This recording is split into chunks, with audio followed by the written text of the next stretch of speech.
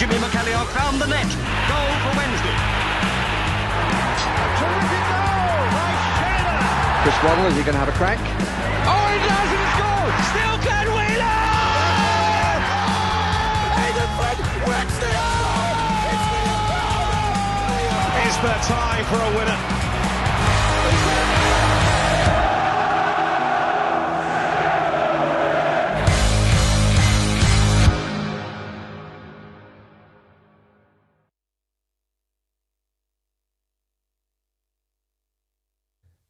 Help if I mute myself, won't it? Hello and welcome to the Wednesday Tie-Dye podcast. I'm James Mappin. This is your watch-along. It's Sheffield Wednesday versus Ipswich Town at Portman Road this afternoon. We're 14 games without a win, looking to end that dreadful run that we're currently on. Ipswich currently 5th in the league. They can go 3rd with a win today if results go their way. They're looking to bounce back from defeat last time out against Leicester City. How is everyone? How are we all this miserable? Well, I would say wet. It's not wet. It's grey in it out there at the moment. It looks slightly better down in Ipswich at the moment. But yeah, do let me know how you all are. Not going to lie, I am feeling a little bit delicate after yesterday. Full day bender. Taking its toll a little bit. I don't think I missed much yesterday, did I? At all? Bit of a quiet one, weren't it? Yesterday on the socials. Anyway, let's run through this starting lineup. I'll go through the Ipswich side first, and then we can talk about ours as well. Christian Walton, Darnell Furlong, Dara O'Shea is their captain, Cedric Kipre and Leif Davis. Then you've got Azo Matusiwa, Jens Kajuste, then you've got Egele, then you've got Nunes, Jaden Philogene, and former Sheffield Wednesday man, albeit only briefly, George Hurst. Leading the line for Ipswich in terms of our starting lineup, looks like one change from the side that got beat 3-0 and fairly convincingly on Monday. Charles Palmer, Iorfa, Cooper, Max Lowe, Amas, Ingleson, Bannon, Jamal Lowe, McNeil and Kadamatri. Palmer being the only one change.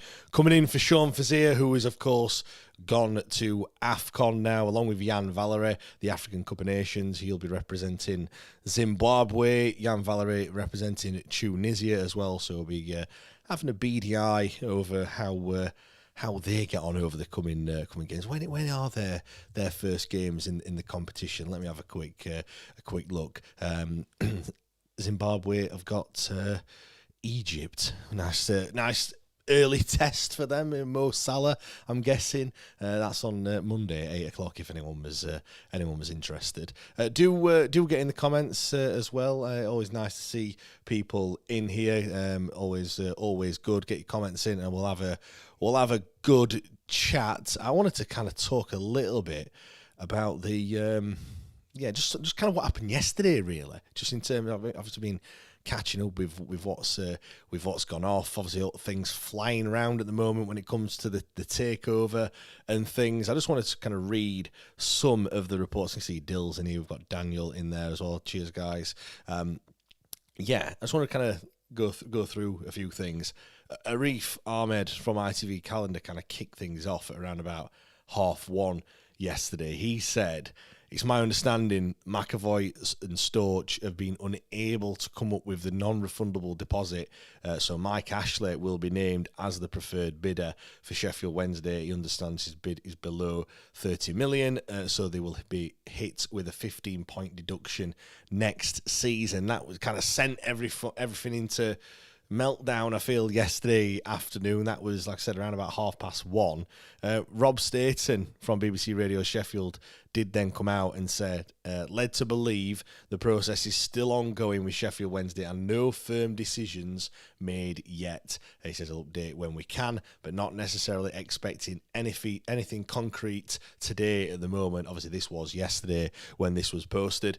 Joe Cran from the Star followed that up with, "What it's worth, we're hearing that there is no concrete surrounding Nothing concrete surrounding the next steps with the Sheffield Wednesday takeover. No conclusion as of yet, and anything more today is looking extremely unlikely, almost certain to run to next week now, the way it goes on. Again, this was yesterday. Then at 5:20 yesterday, we had the following from Rob Staten. Led to believe Storch Group made a bid for Sheffield Wednesday. Understand the administrators facing a critical decision that will be discussed over the weekend in order to reach a resolution as soon as possible. And then we get the update from the club as well. We understand the frustration caused by limited communication at this stage, but periods of confidentiality are essential to protect the integrity of the process. Work continues behind the scenes as we work towards identifying a preferred bidder, and genuine progress is being made. Once that stage is reached,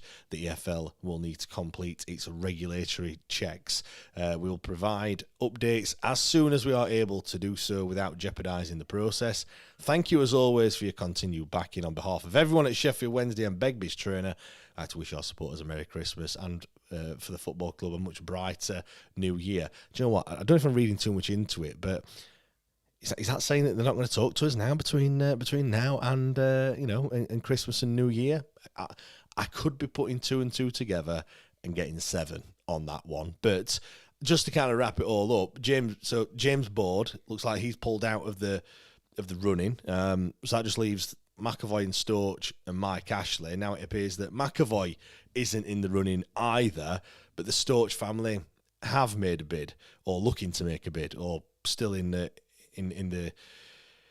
picture. So that leaves Mike Ashley and Storch, 2 people looking to buy the football club. What do you make to all of that? Do let me know.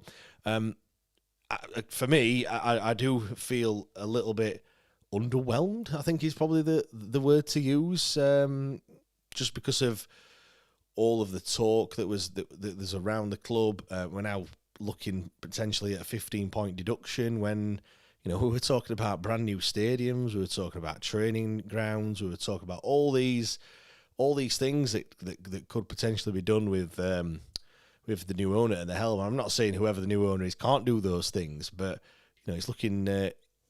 Am I just a little bit disappointed?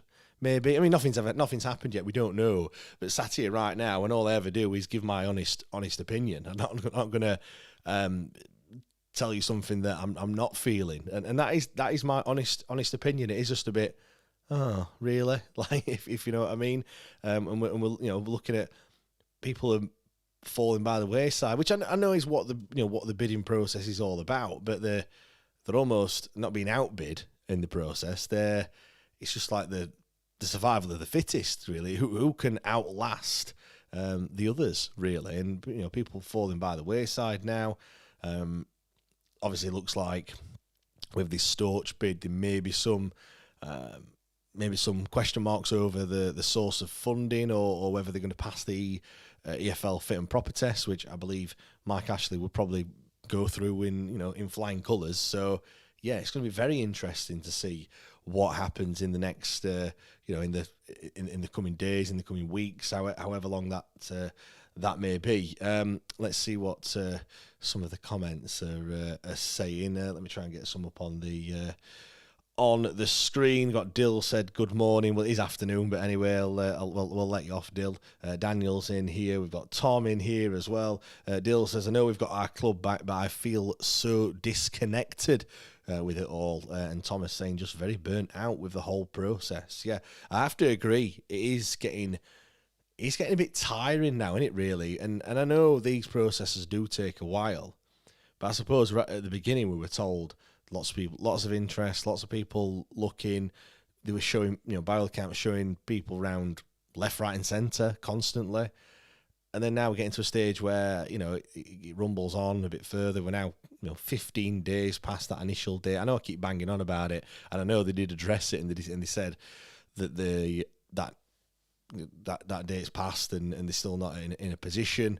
Then it was going to be Wednesday, then it was going to be Friday. Then now we're kind of in a bit limbo, really. We're coming up to Christmas. Christmas is going to just come and go.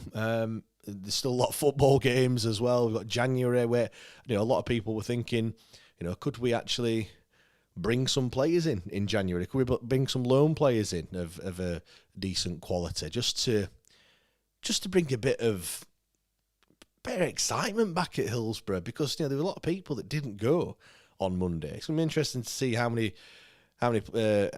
fans are there this afternoon. I know Matt's gone down, so I would say if you see him, say hello. But if you're watching this, you're probably not down. You're probably not down there, so you're not going to see him, are you? So yeah, it's going to be very interesting to see how many have travelled. It is a long old way in it down to Ipswich, as we know. Probably one. Would you say one of the hardest places to get to for a game of football? It's got to be up there, hasn't it, really, when you think about it. Thomas says, I think what doesn't help is on the pitch results aren't providing a distraction. Yeah, exactly that, mate. Like, as much as we all keep saying this season is a write-off, and it is. We are going down into League One. There's no two ways about it. But yeah, there's no goals. There's no results. We haven't got a win to celebrate. 14 games now without a win. It's just far too long, isn't it, really? I know we've come close. The Preston game I come to, the Watford even closer. You've got the Birmingham game, where a few, feels like an age ago now, doesn't it, really? There's lots of opportunities there for us to have picked up a win and kind of reset that clock a little bit. We haven't had that, have we? It's, really, it's just really disappointing, really. P. Wednesday says, how much does a poor season in League One cost us compared to the 5 million which may not get paid due to the minus 15? Will be tough to stomach. More possible restrictions there. Yeah, I've been floating loads of ideas around, and this is not this is not what I kind of believe in and stuff. But there's an element of, and I know people are bashing. So, Ashley is the one that people are a bit frustrated at, in that, we're going to get a minus 15-point deduction. He doesn't care about as if that's the case. I know I spoke about the number of points needed. I think I said we'd need top 2 form in League One now. Like if we were in League One now and we had minus 15, we'd need the form which would give us top 2 just to get us out of the relegation zone by this point, which there's still a lot of football left.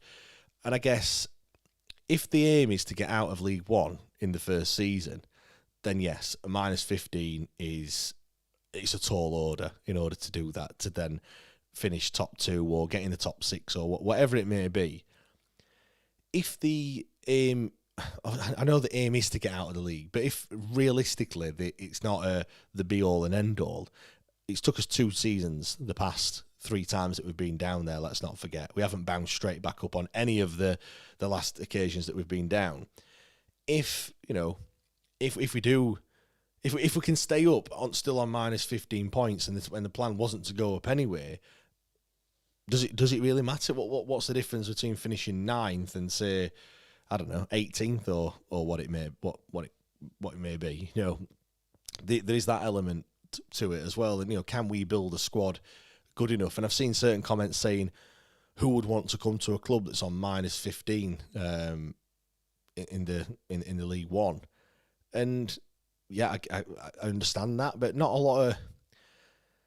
Yes, the footballers want to go as high as they possibly can, but certain players drop down the league. Look at Paul Mullin, for example. I know more of his. He said he's not boyhood club, but closer to his family and stuff. How much of that you believe, I'm not too sure, but probably the money helped. And if there is a bit of money being thrown around, players will come. They're playing for a big club in Sheffield Wednesday. Yes, it is League One, but they will attract half decent players. And if we can just move them on when they're not needed, then I don't see what the issue is. I don't think people will look and go, oh my God, they're on minus 15. I'm not going to play for them.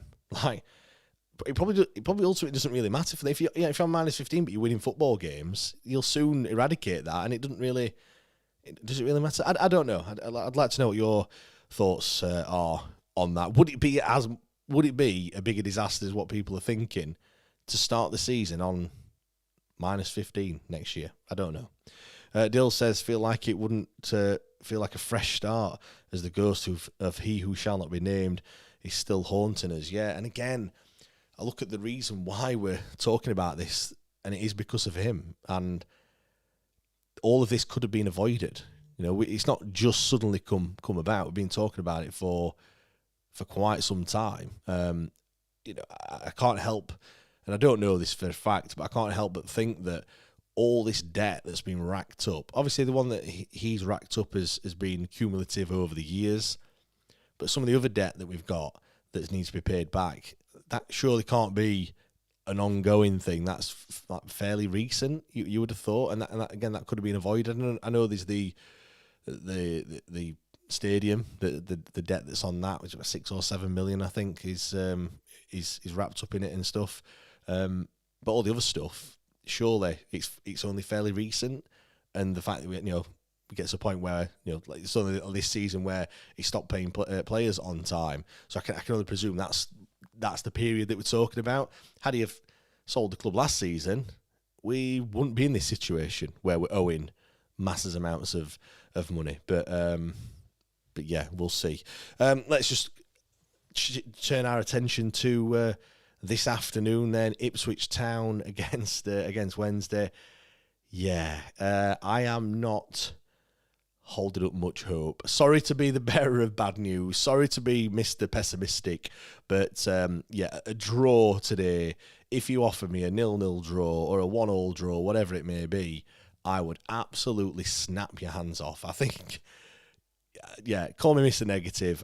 I feel like we've just got to get in at half-time with the scores level. If we can get in at half-time at 0-0, 1-1, whatever it may be, I would see that as a massive plus. I do not want the same results as or same scenario as the last time that we came here. If you remember, it was an absolute tonking that we got from Ipswich. Was it 6-0 in the end? Yeah, it was a horrible, horrible afternoon. Obviously under Danny Reel, one of the many hammerings that we got under Danny Reel, wasn't it? Really, he had Southampton to the mix as well. Joel says that he worries it could be 5 or 6. Yeah.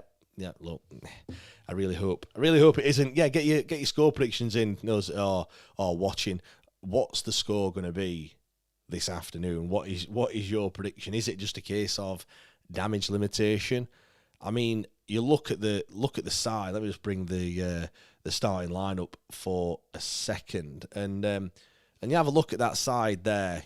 Dom Iorfa, Liam Cooper, Max Lowe as your back three. Liam Cooper did he play all 90 minutes on Monday? Played the vast majority, didn't he? I think. We know that he struggles from a fitness perspective. Liam Palmer, he was ill last Monday. I'm not too sure how. And I'd like to think he's recovered from that illness, but that could be lingering a little bit. Barry Bannon, we know he looks like he's playing through an injury, which is going to be, telling to see whether he can make it through, the full 90 minutes. And then you look to the bench. I know you can't see the bench on that graphic that I've got on the screen there, but you look to the bench and there's only EK Ugbo on that bench that is a professional, a senior professional footballer, other than Horvath, obviously the goalkeeper. In terms of outfield players, Ottugbayo, Emery, Johnson, Allow, Thornton, Shipston, Ugbo and Brown. I mean, to be fair, I'm a little bit disappointed we're not seeing Brown. If I thought that when he came on, I know he only had 10 or 15 minutes or so on Monday against Derby, and I know it was a bit of a thankful task and the game had already gone. But I like the way that Brown holds the ball up, and I think he offers something different to what we've already got. Kadamashi won one header on Monday, which is just not good enough, really. And I don't think that's his play. I don't think that's the way that he likes to play the ball. I'm not saying that George Brown is going to win every single header, but he doesn't mind playing when he's back to goal, and he'll hold the ball up and he'll bring other players into the game, which again we haven't got. That's something that Michael Smith kind of offered. Lee Gregory was also really good at that.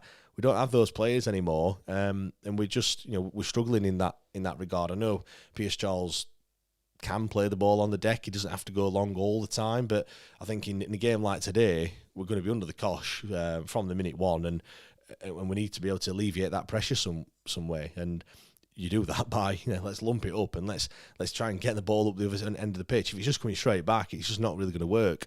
So yeah, a little bit disappointed. I'm guessing it's probably down to his manager's minutes.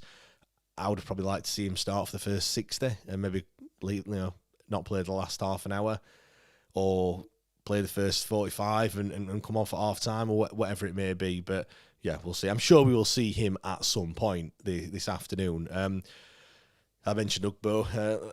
I thought he might be streaming this afternoon on his Twitch stream or whatever it is that he's playing FIFA. Was he playing FIFA the other day? Whatever it was. So yeah, he's clearly turning to something else instead of playing the football, which at least he's keeping himself occupied. Someone made a comment. At least he's not playing Call of Duty, because he wouldn't be able to shoot anything, would he? Really, to be fair. Yeah, have we got some score predictions? We have got a few. Dill says 8-2. That's yeah, high scoring game. 10 goals in a game. That's one every 9 minutes, would it be? Yeah. Mothkeeper says, Mike Ashley says hello, he can't wait to invest 50 quid on players next season. P Wednesday says 7-2, another thriller, and Dill's got the crying emoji faces out there. Is he crying or are you laughing, Dill? That is one or the two. I mean, yeah, we could be doing both, couldn't we, at some point this afternoon? We're just under 10 minutes away from kickoff this afternoon. Thanks everyone for joining us. If you are new around here, do make sure you subscribe. Just a quick one as well. The pod won't be tomorrow. It'll be Monday this week. I've got family duties tomorrow evening, which I can't get out of. So apologies if that's just doubly ruined your weekend. But yeah, we will be there. It will be Monday, and then hopefully we'll have a debate show on the Tuesday, and then of course it's Christmas Eve and Christmas, and then we've got Hull on Thursday, the Boxing Day fixture that we've got. Yeah, lots and lots to do. If you do enjoy all this content as well, and you want to see more of this, then head over to Patreon. Patreon.com/WTRD pod is where you need to go for all of that. You can sign up for a 7-day free trial, so no excuses not to do that. You get extra time, which we do straight after the main podcast. You also get the debate show full replay if you can't watch it live as well. You also get some written stuff as well that we've been doing. We do a stat man, which is quite good if you're into your XG and things after every game. We also do a new feature, what they said. Basically, I troll the forums of the other clubs. So after this game, I'll be trolling the Ipswich Town forums and seeing what they've had to say about us. It probably works a little bit better if we've beaten them, which obviously hasn't happened much, has it, this season? Just the one side that we've picked up a win against. But no, nonetheless, the one after Watford was quite entertaining. Their heads properly rolled off at multiple points during that game. But yeah, there's all that good stuff that you can get, and access to the Discord server, which is always very, very active, I think is the word that we'll go for. Yeah, not long until we kick off this afternoon. Yeah, like I said, if you're going to nail me to a score prediction, I want to score a goal. We need to get a goal. Like, I don't think it necessarily needs to come early, but we need to get a goal at some point. And let's give those travelling faithful that have travelled all the way to Ipswich this afternoon, give them something to cheer about. I think that's vital. Yeah. 2-1 Ipswich is probably what I would go for. Again, if it is 2-1, I think obviously it's not a victory, but we could probably take a slight moral victory in that we've not got an absolute hiding. I think the main thing is the performance. The performance against Derby on Monday was absolutely terrible. There was no real effort. It was really slow. We didn't really know how to break Derby down. I think today's going to be a totally different proposition. I don't think we're going to be doing any sort of breaking Ipswich down. They're not going to park the bus and put 10 men behind the ball. They're going to come at us with pace. Jayden Philogene frightens the life out of me. He's going to be, which side is he operating on? He's operating on the left hand side, so he'll be up against Liam Palmer, which, I mean, yeah, that is going to be a bit of a slight mismatch. Always likes to cut in on side. So, yeah, Liam Palmer and Dom Iorfa are going to certainly have their hands full with Jaden Philogene, which I think he got 7 goals, I think it is, so far for the season. Did score a hat-trick against our dear neighbours at Portman Road. I think all his goals have come at Portman Road. He hasn't scored any away, which, again, doesn't bode very well. And I think Ipswich's home form is pretty good as well, which, again, doesn't bode us very well. Let me have a look, actually. Let's see what their home form is like. Home form, third. 11 games, 6 wins, 4 draws, and only the 1 defeat at Portman Road for Ipswich so far this season. In comparison, our away form, 9 games, just a 1 win, 4 draws, and 4 defeats. 10 goals scored away from home, 13 goals conceded. I mean, it's much better than our home form, isn't it? Really, 27 goals conceded at home is absolutely terrible. Only the 13 conceded away. Let's see what happens. It looks like the players are just about to make their way out of the tunnel, which is over in the corner at Portman Road. Joe, as well, just on a tangent, it's one thing that really annoys me about Hillsborough, and I don't know if it annoys anyone else, probably doesn't, is how the tunnel isn't bang in the middle of the south stand. It's kind of just to one side. I don't know if that annoys anyone else, and I know it shouldn't annoy you, but it messes up with my OCD, no end. You've got to come out in the middle. None of this, slight to this. It's either middle or corner or somewhere like that. There's a few where you come out in the corner, isn't there, when you look at it. Man United obviously is the famous one there, where they come out in the corner. Is the who are the other ones? I want to say Craven Cottage, Fulham, that they're in the corner. Quite a few more. Let's read some of the comments. Emma, Boxing Day is Friday. Yeah, that's fine. We're not doing a pod on Friday. We'll be doing the post Hull game. Will be on Sunday this time around. Daniel says, "Hi mate, come on boys, we're all Wednesday, aren't we?" Yes, of course we are, 100%. Right, there we go. Let's get ready for kickoff. Let me get the scoreboard up. Hopefully that's all working. Big Steph says, "Any more FM26 stuff?" Mate, it's been absolutely flat out at the moment. I've not even turned it on for a long time, to be fair. I will try and do something though. I will certainly try and do something if we can. Let's get the scoreboard up. No, I don't want that scoreboard.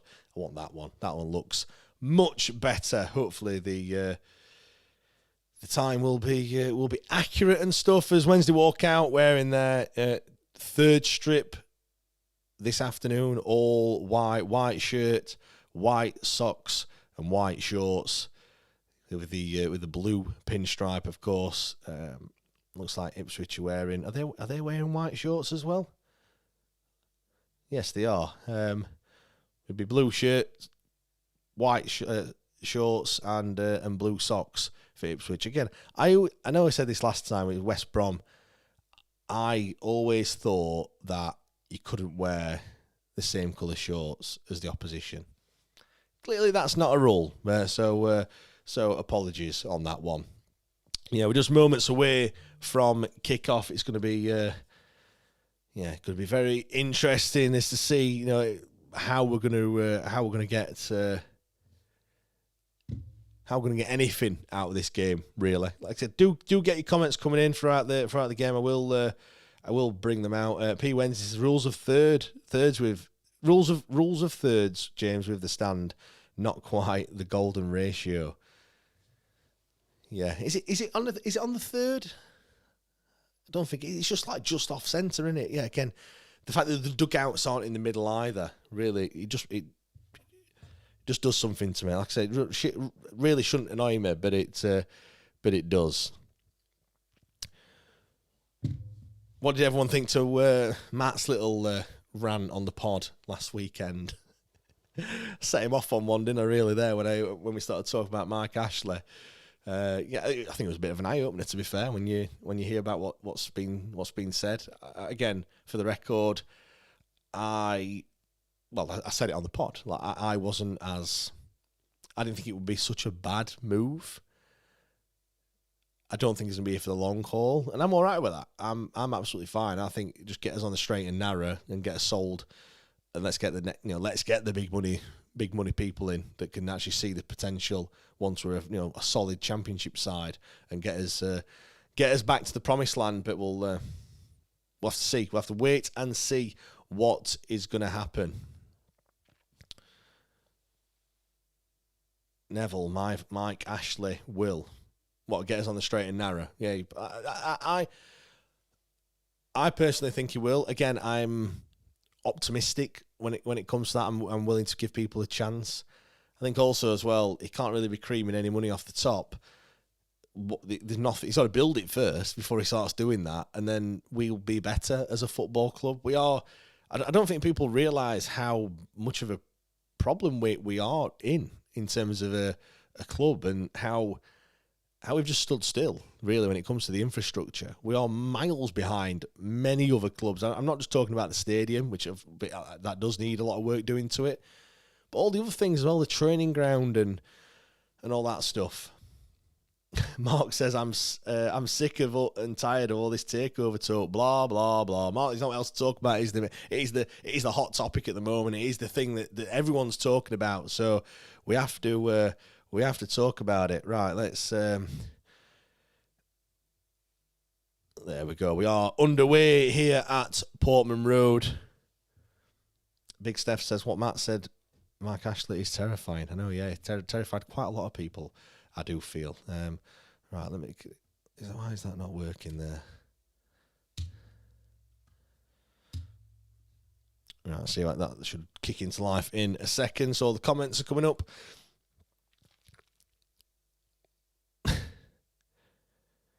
We just want to see a good performance. I want to see a bit of fight. I want to see a little bit of just not taking it to Ipswich, but just a bit of battle.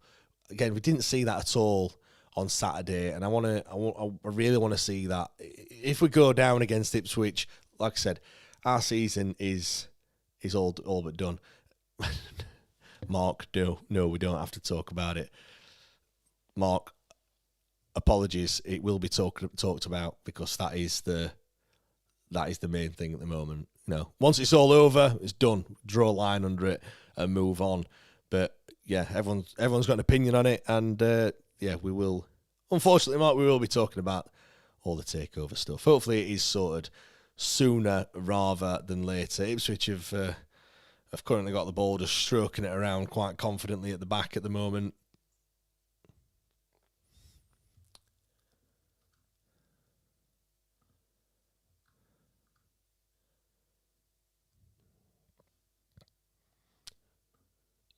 You panicked me there, John. Cross comes in, corner for Ipswich.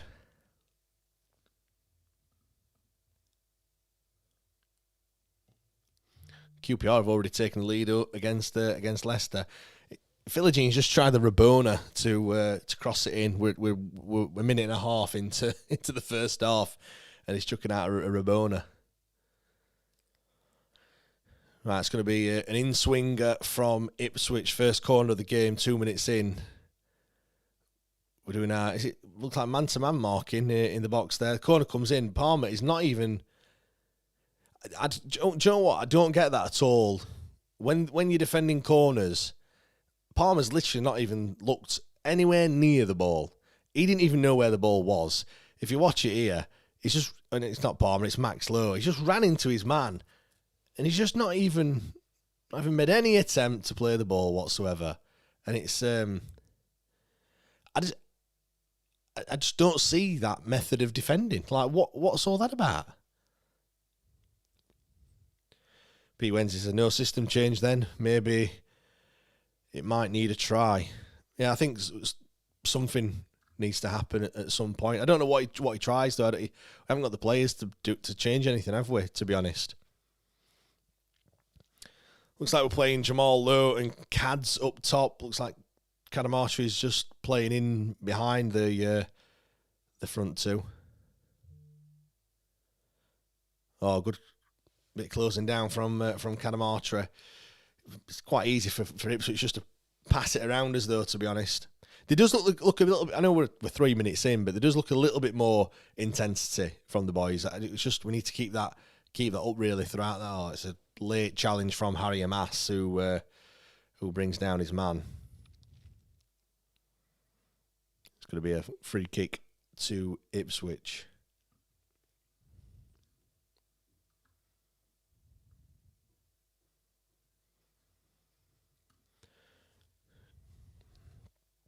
They take it short. They've gone back all the way back to halfway.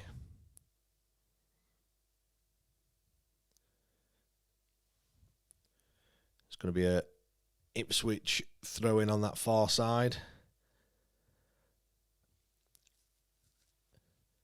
I don't feel like we're going to get much of the ball this afternoon. It's going to be very much, if we're going to do anything, it's going to be on the counter as we try to get it back, but it's going to be a cross coming in.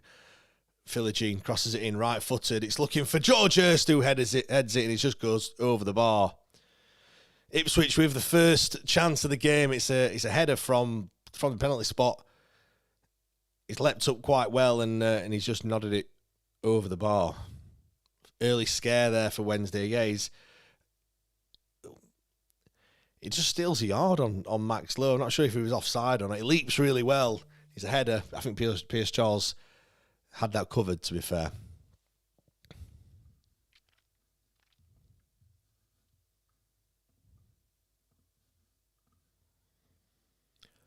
Neville says, we are awful on set pieces. This is where we should be better and see this as a chance of scoring goals. Yeah, we've got to win a set piece first, though, Neville.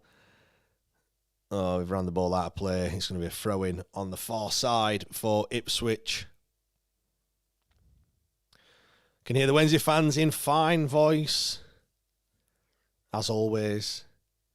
It's always a weird away end, isn't it, Ipswich? It's not at the ends, with up in that little shed up in the top corner. That's too easy, that. Ball's been clipped out to the right-hand side. Is he going to get there or not? He's tried to get there. Has he left it in? Has he cut? It's gone out. It will be a goal kick to Sheffield Wednesday. Neville says, what minute do you think we'll have our first shot on target? I'll leave that to everyone else in the comments. What minute will it be that we get our first shot on target?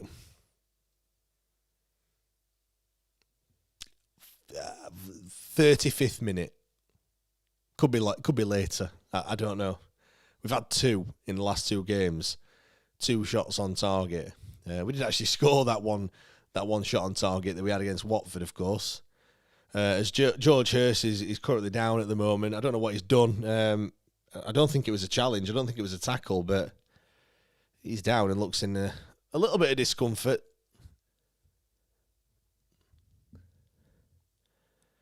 And he's just the ball's gone out of play, and he's just stretching his groin, his right groin, and he's just sat down. It looks like he's going to come off. So no goal against his former side for George Hurst then. Dill says we'll have a shot on target in the 50th, but 50th minute at Hull at home. SWFC 1867 says we won't get one. And Joel says the 80th, it'll be the winning goal.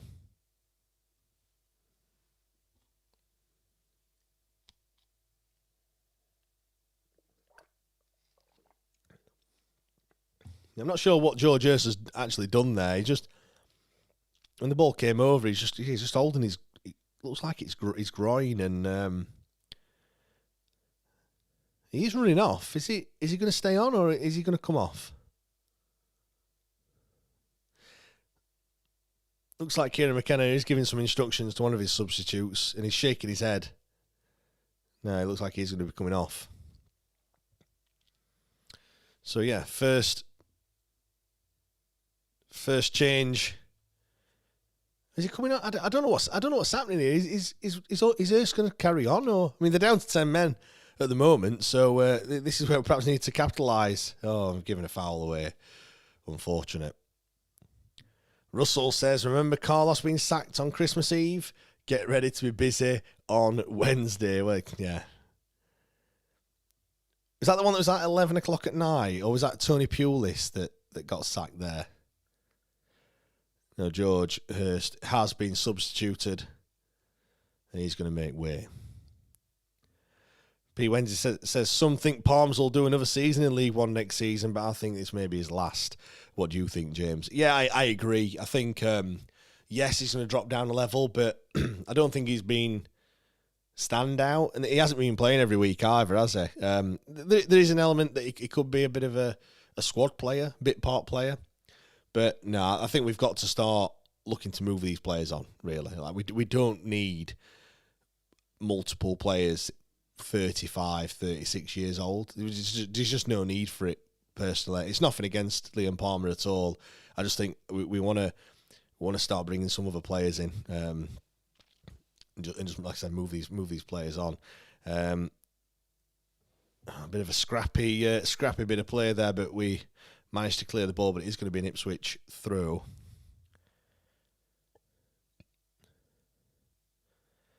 Zach says, can't up the Owls, can't watch match, got to go to see Santa. But Zach, there's some more important things in life, and at least that might be a pleasurable experience.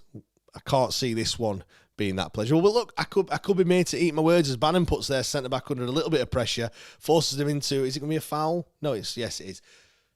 Unlucky there. That was a bit of, much better closing down, but putting him under pressure, bit of intensity and stuff, and. Yeah, kind of Marshall just unfortunate to give away a free kick there, but much better. They look a lot more alert. But they need to concentrate. They need to be alert. They need to be switched on in this one, 100%. Mark says sacking Pedersen this season will be just as ridiculous as this takeover talk. I'll agree with you on that one, Mark. I don't see what getting rid of Henrik Pedersen will achieve, really. And at the end of the day, we haven't got an owner at the moment to make that decision. Get rid of him. Who are you going to bring in? You get rid of him and just wait until the new owners come in? It makes no sense, does it? I don't really want the transfer, the administration team. I mean, they've got enough on the plate trying to find a buyer. I don't really want them to be appointing new managers as well. Makes no sense. Even when the new one comes in, personally, I think if you're going to do it, you do it on the 3, 4, 5 games before the end of the season. Again, new manager coming in and losing every single week isn't really going to do any good for the morale. Yeah, Joel says nothing will change till about 4 or 5 games to go. Russell says Santo always comes to see you if you have been a good boy. Neville, administrators won't be increasing costs by sacking a manager. Yeah, exactly. Yeah, 100% agree on that one. Good, Max Logue, good stepped up and picked the pocket of the Ipswich striker. Good ball through. Go on, Jamal Lowe. Oh, he wasn't offside. He was not. Was he offside there? I didn't think he was.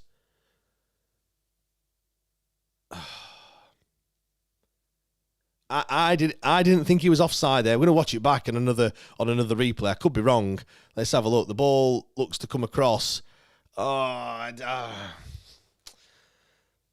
thing is, the defender, he's in line with the defender, but obviously Jamal Lowe's run is straight towards the goal. The defender's kind of arced his run in order to stop the cross, and it's probably just offside. I mean, it was close, if anything, but a much better move there. And we're down this left-hand side again with Charlie McNeil.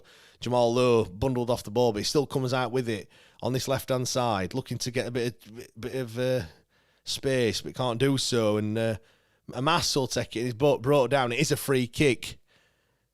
Mass is rolling around on the floor. It looks like he's been hit in the face. Not sure what's happened there.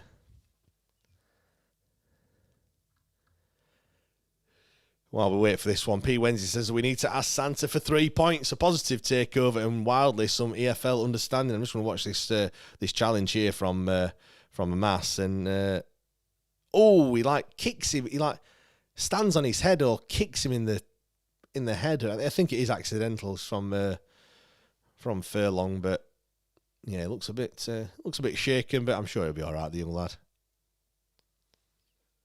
Zach says he'll ask Santa for a Wednesday miracle. We need more than a miracle, Zach. You might as well ask him, though, don't it? Right, it's going to be a left-footed free kick from Barry Bannon. Right, what could we do with this? Neville were talking about set pieces earlier. This is a set piece. This is a dangerous one. Cooper, Iofa, both in the box looking for it. The cross comes in, back stick. No one there to challenge the header. Bannon clips it to the back stick. Oh, nobody there again. Dom Iofa strikes it, and it's going to get deflected, and it's going to go out for a corner. Christ, I've never seen Dom Iofa strike a ball like that. I mean, I don't know where it was going to end up, but looked like he got a decent contact on it. And it's going to be another set piece. It'll be a corner. Looks like Charlie McNeil's going to take it. So a change in set piece taker for this one. Looks like it's going to be a right-footed out-swinging delivery from Charlie McNeil this time.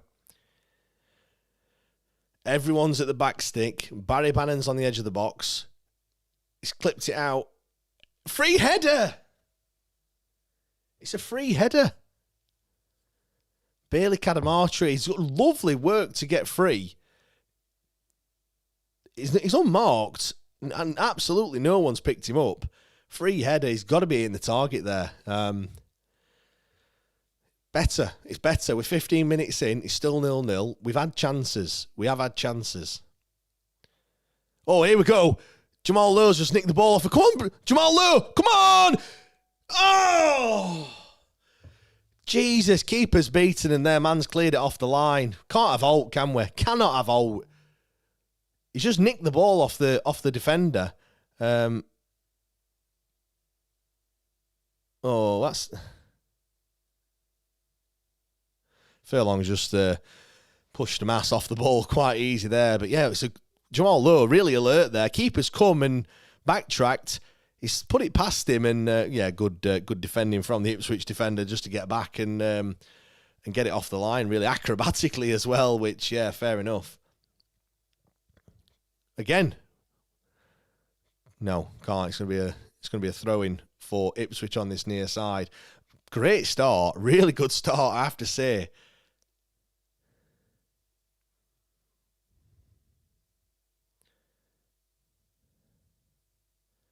What's everyone made of this start? 15 minutes gone. Well, 16 minutes gone.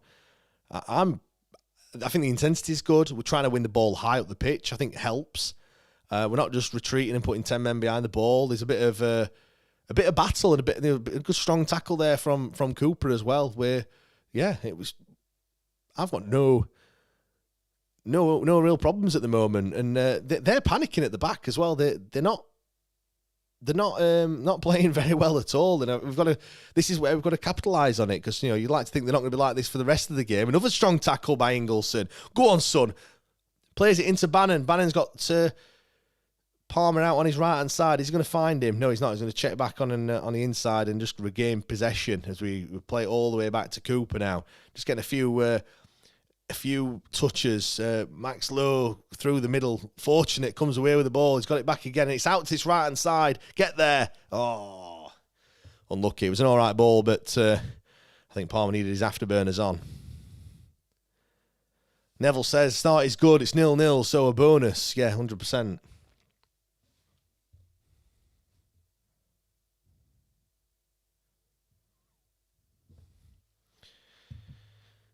Come on. McNeil putting the defenders under pressure. This is much, much better. Far better than Monday's performance against Derby. This is what I know. It's difficult. We haven't got many players. We're on the last legs when it comes to what did I say? We've got 12. We've got one professional on the bench in terms of outfield players. But you've just got to run your blood to water. It is what it is. That Jamal Lowe out to Bannon. Bannon's going to find Ingleson in the middle. Out wide to... No, wrong pass that. That should have gone to Max Lowe, but he is fouled late, and we will get a free kick. So Nunes, the perpetrator, the player that came on for George Hurst in them opening minutes. It looks like Ingleson's in a bit of pain, though, holding his lower back at the moment. It was a late one, that, and just a bit of a shoulder barge. Right. He still looks in a little bit of discomfort, Ingleson. We don't want to be picking up any more injuries this season. Shalabar, obviously, shock. Picked up another injury, probably from embarrassment from his first touch, I think, after Derby. Right, that came to absolutely nothing. It looks like Ipswich just want to probably slow it down a little bit and get the foot on the ball, because at the moment we've been pressing them high. I mean, you look now, you've got Jamal Lowe, Cadamartre, you've got Charlie McNeil playing high up, and then you've got on the other side with Dom Iorfa playing one of the most furthest forward players. Bannon looks to clip it forward. He's looking for Jamal Lowe. The keeper's come all the way racing out. He's out of his box. He has to clear it. No. It's the most active I've seen Jamal Lowe all season. He's looking to get in behind. He's looking to. He seems to have got the better of his counterpart. And yeah, I'm so far 20 minutes gone, or just coming up to 20 minutes gone.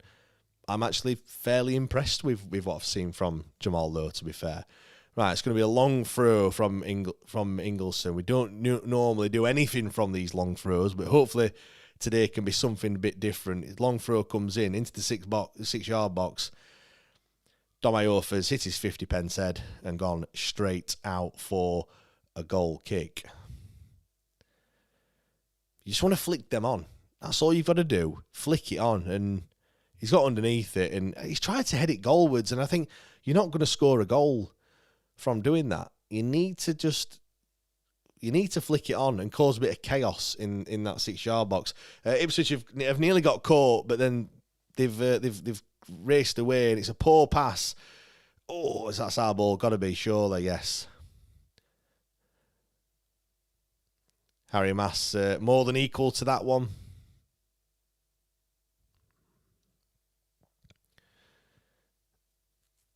That was quick how Ipswich came forward there. It was quite frightening, to be fair. But Harry Mass stuck to his guns, and he were more than equal to it, and we have got possession back. Right, what can we do here? Something. No, it's gone out for a Ipswich throw.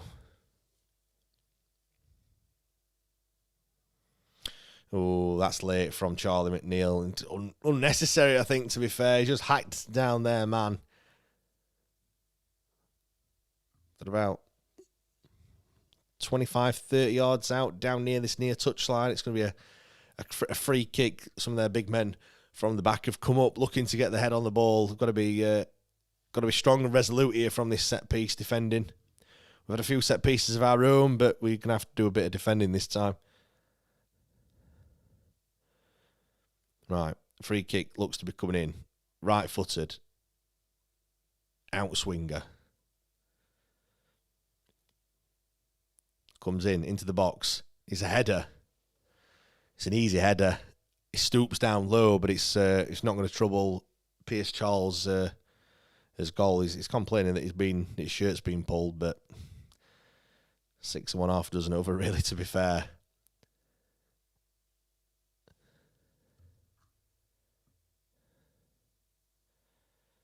Nah, I don't think it was Oldham. It was Cadamartre. He got wrong side of him though. Cadamartre. He's got to be a little bit better than that, but nothing coming of it.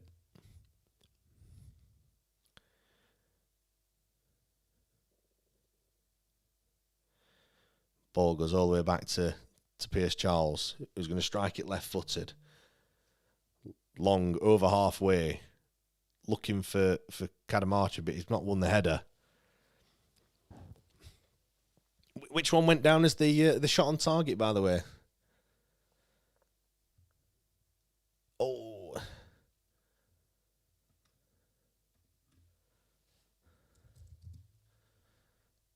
Let's have a look. Which shot was it that was on target? Is it gone down as the the Jamal Lowe effort that he had? There you go. Neville. Nobody predicted it, did we, Neville?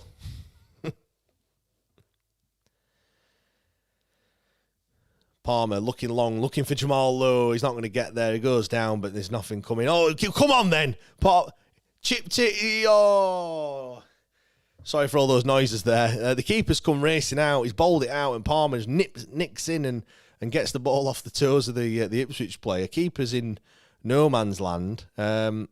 Keeper's got it. He's just bowled it out, and Palmer's nicked it off him. Seeing the keeper off his line, he's gone for a little cheeky dink, but he's got it all wrong, and it's gone sailing over the bar. Scores on the doors for those that are wondering. Bristol City 1, Middlesbrough 0. Portsmouth are beating Derby 1-0. And our dear neighbours have gone 1-0 up. And Birmingham are down to 10 men as well. Tommy Doyle with a straight red, which is going to make life difficult for them. No goals in any of the other games.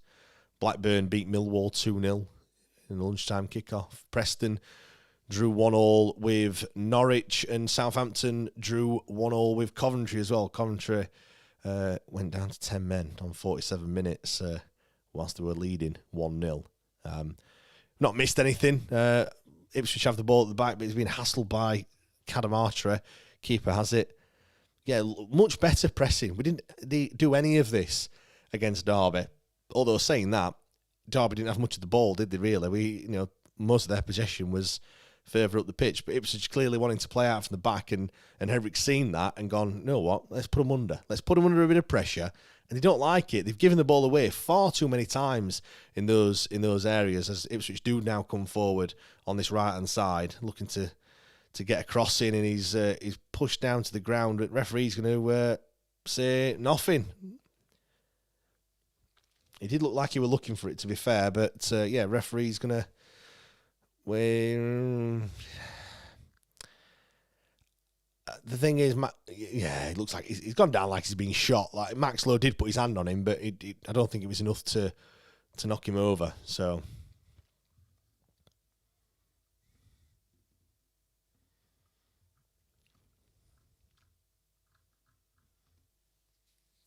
25 minutes gone. Still Ipswich 0, Sheffield Wednesday 0.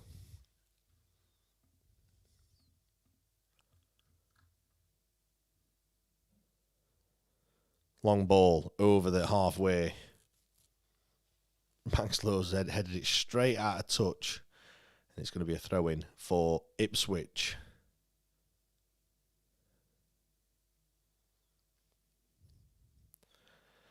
A reminder, if you're not already subscribed, do make sure you hit that subscribe button. Do really appreciate it.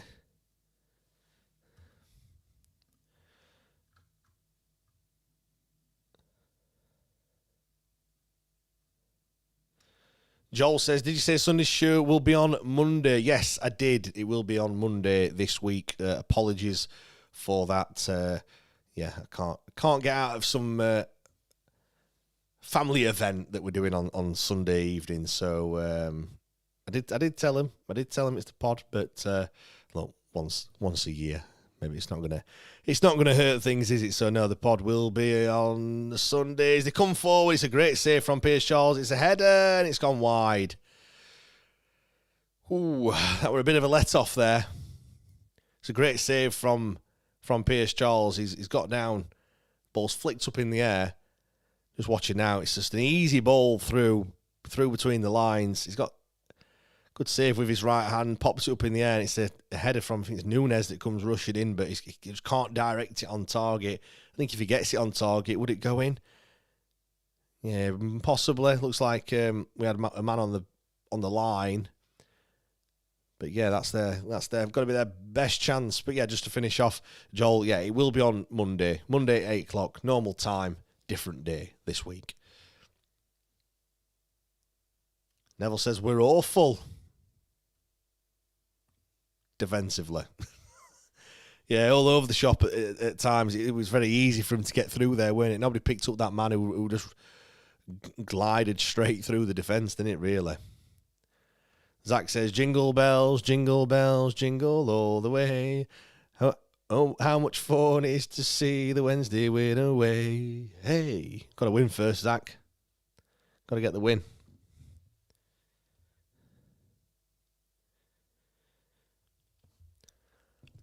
they're constantly playing out from the back. When they do it well, it works, and they can just get through like they've done now.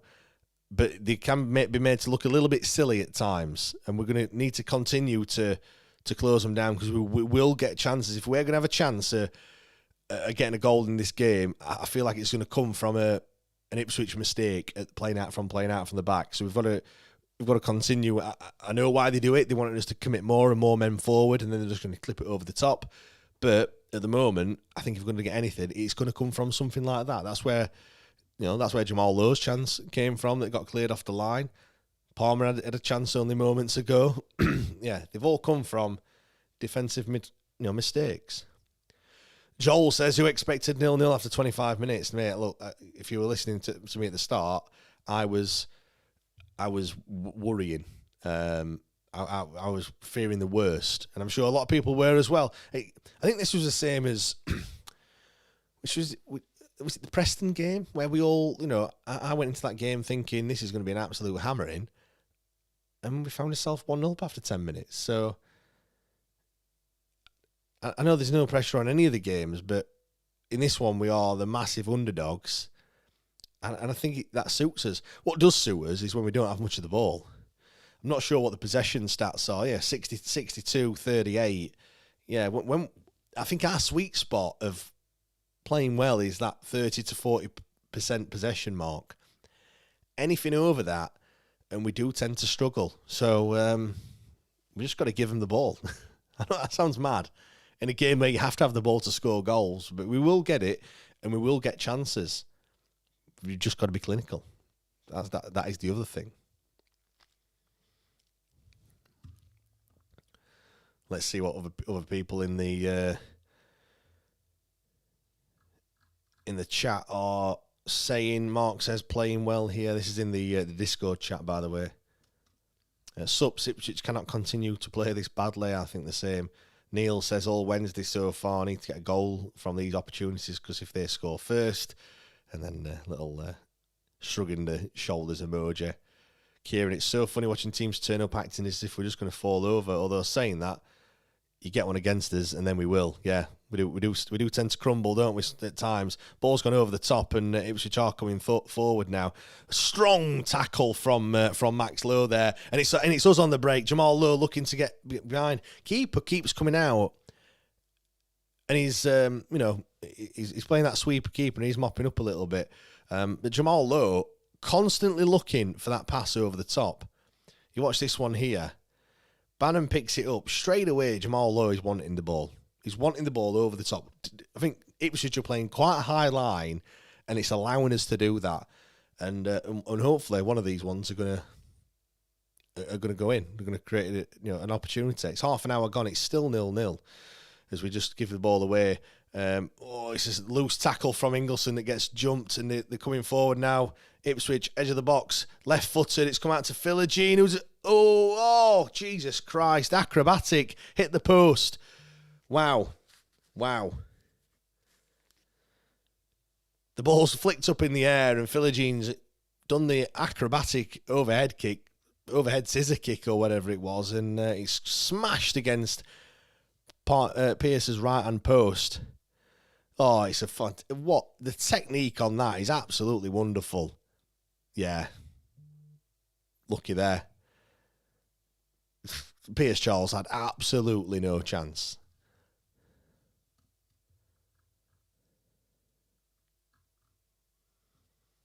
Cross comes in. Header! And it is a goal now. It's another set piece. It's another set piece that we haven't defended, and yeah, I want to see that again. It's that goal's far too easy. Dear me, dear me.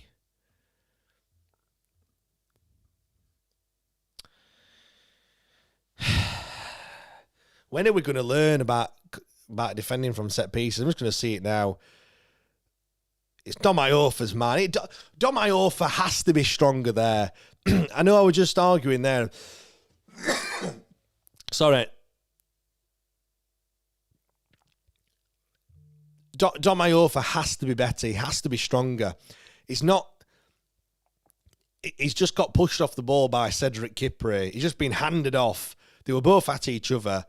I know I was arguing and whinging about Max Lowe, not looking at the ball. In that case, he's watching the ball come over, but he's just got handed away.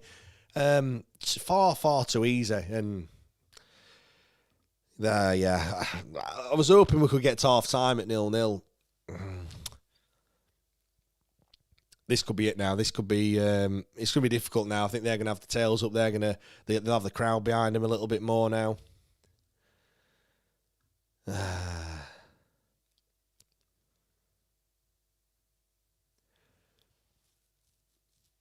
Benji says, disappointing performance from Ipswich. And then, probably just said that just before they scored. And then finally, Zach, what is Dom doing? Not too sure. Joel, Iorfa is piss poor. Daniel, too easy, knew it. Yeah. I have to admit, Dom Iorfa was really poor there. He's got to do much better. Russell says, wow, Leicester 3-0 down. Yeah, 3-0 down away to QPR, I think it is. Neville, Dom Iorfa again. How is he a professional footballer? The goals you've conceded or nearly conceded because of him. Yeah, the first goal on Monday was down to him. Dropped the shoulder. Got sold the dummy, didn't he, really, on Monday. But we're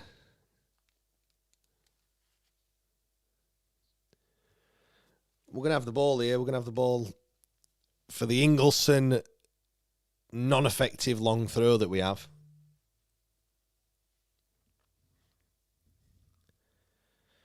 Matthew says, Iorfa missing for a few seasons. He's been left wanting, hasn't he? Quite a few. He's a bit of a... What are we doing here? A bit of a... Ref tell him to go back.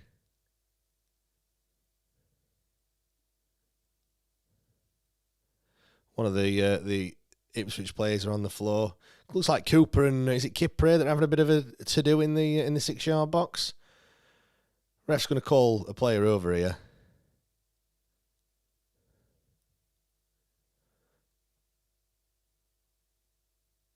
They're fucking ragging each other. Like Cooper's not going to take any shit, is he? Really, he looks like he's been around the game a long time.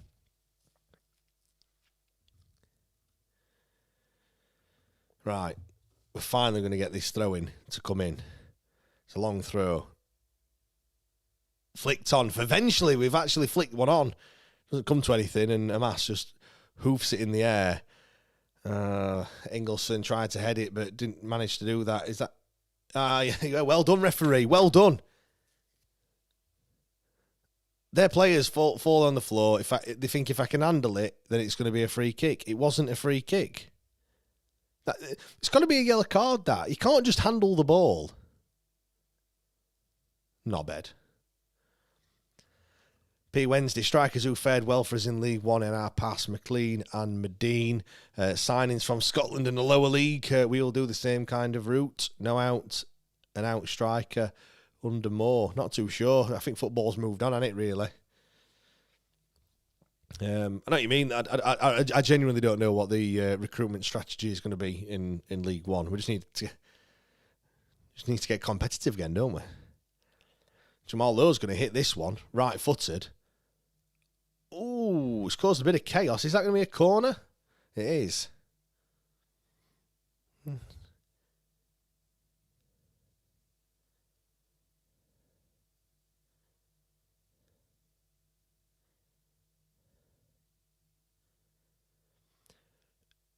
Ipswich were pushed so far up there. But yeah, we've got a corner. Right-footed. Charlie McNeil. Back stick. It's a good one. Jamal Lowe get there. No, he can't. Amas! Wild swipe with his left foot. It's going to be that bad that it's actually going to end up with a Wednesday throw-in on this near side. Right. Ingleson. Again. Another long throw-in. Can we get this little flick on at the front post? Flick it on. cause a bit of chaos in that 6-yard box. Who knows? Something might just happen. 38 minutes gone. 7, 8, 9 minutes until half time. Right, throw-in coming in. Ingleson throws it in. Guys, it's a good throw-in, but only cleared as far as the edge of the box. It's McNeil who hits it. 45 players in the way of the ball, and we're never going to get through that. Bannon clips it forward. Ingleson will let it run past him. He clips it in with his left foot. Nobody there. Another one. McNeil. Oh, he's tripped. Ref says play on. They look like to come away with the ball, and it looks like it's going to be a counter-attack here. Oh, my God. It's about 7-on-3. As my feed's just paused. At just probably the worst possible time as Ipswich come tear-arsing through. What timing this is.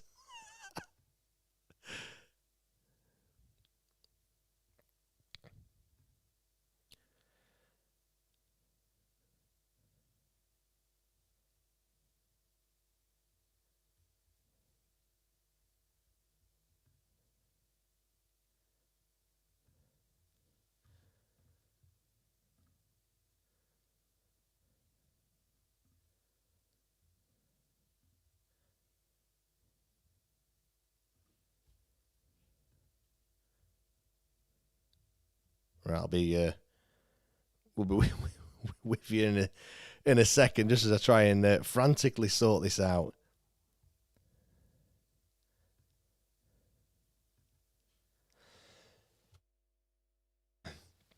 It is still 1-0, by the way, if anyone was wondering.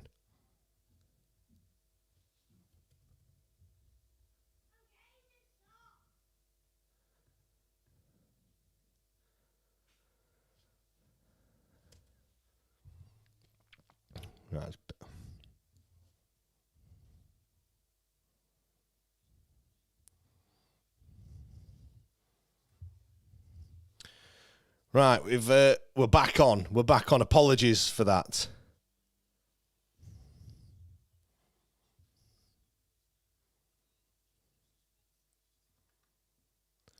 Right, we've got 5 minutes left. That attack didn't come to anything, if anyone was wondering. Ipswich have still 1-0 up.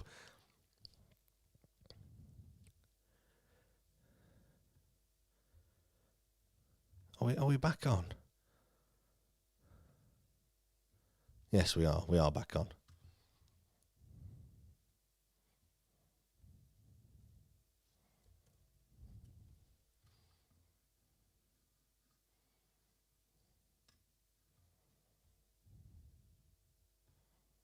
Apologies, everyone.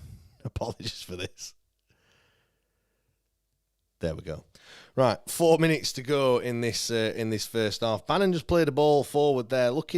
Palmer had so much room and space out there, and it was just an absolutely terrible pass. Do you know what? I'm not too disappointed with how we've played this first half. It's a lot better than what I expected. It's just once again that we do all the hard work in the defending, in the way that we're playing football, and then we have a set piece which seems so simple just to be able to defend, and we can't do that. And I think the thing that annoys me even more about the way that we defend set pieces is the fact how shit we are at attacking them. Like, you don't mind giving up a goal on a set piece if you can then equally score a goal at the other end, but we're not. What was that stat? 102 corners, or we are scoring a goal. It's a terrible statistic, and when other teams are doing that against us, and we can't do it against them, it's just not good enough.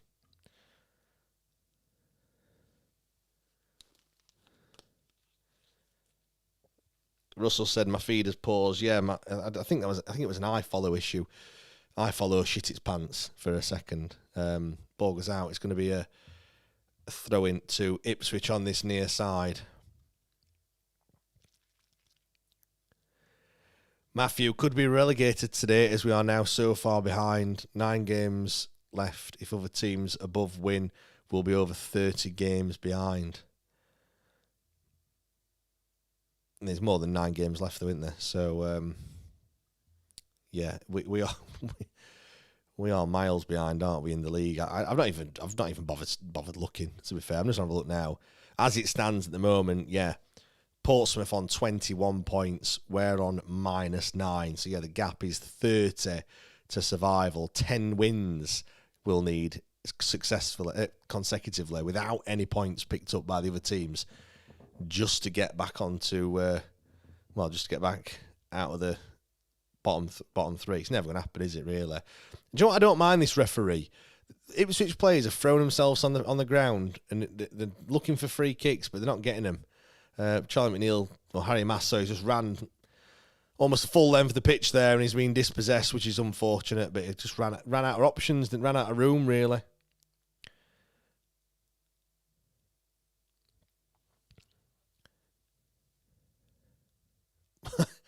Charlie McNeil just absolutely leathered the ball into the stand. Love that.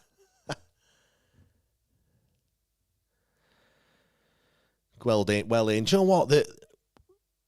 Nicking the ball, or like the interceptions that we've been doing, again, not seeing that before, like the reading of the game, cutting off the passes and stuff. It's been fantastic.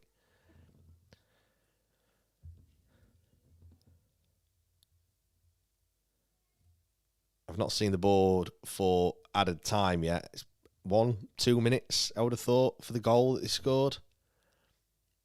There was a bit of an injury for George Hurst, weren't they, at the start of the game? So maybe 3 minutes, I would have thought. 3 minutes, there we go. Header, edge of the box. Ipswich look to, it's a loose pass from Leif Davis, and it's relieved a little bit of pressure there.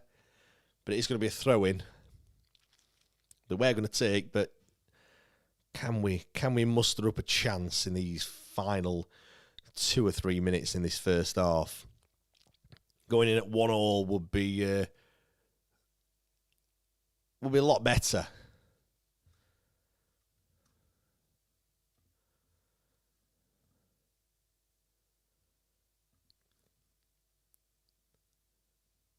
Bannon's just kicked it out of play. More like rugby, that, kicking it into touch.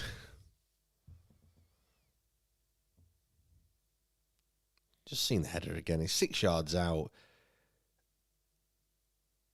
Oh, so bad.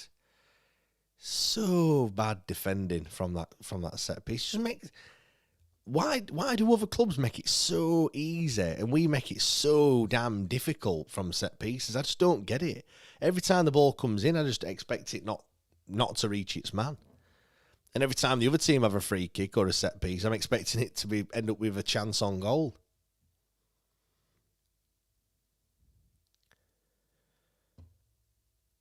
They're just Ipswich, I think, quite happy to go in at 1-0. To be fair, they're just passing the ball around at the back at the moment. We are putting them under a bit of pressure, but it's easy for them to pass around at the moment. It's fairly even in terms of shots. 8 shots for Ipswich, 7. They've had 2 on target.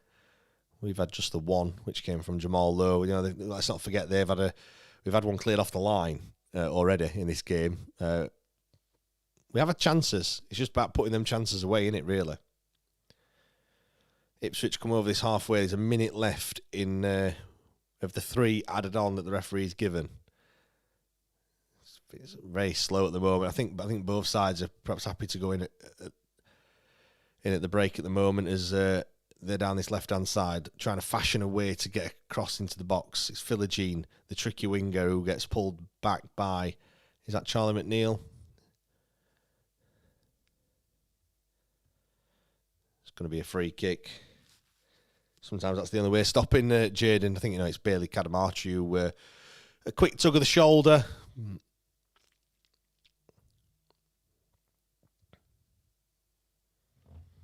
Do get your comments in. Got 15 minutes at half time where I'll be reading some of your comments out. Let me know what you think to this first half so far, as we've had the 3 minutes of added time at the moment. But it is a set piece. It's a free kick from Ipswich. Probably 25 yards out. Leif Davis is going to stand over it left-footed. bit further than 25, 35 yards. Cross comes in, looks in the back stick, and it's 4 or 5 Wednesday men down on the floor. It's going to be offside, and it is a free kick. Just blow the whistle, ref. Blow the half-time whistle, mate. Get him in at half-time.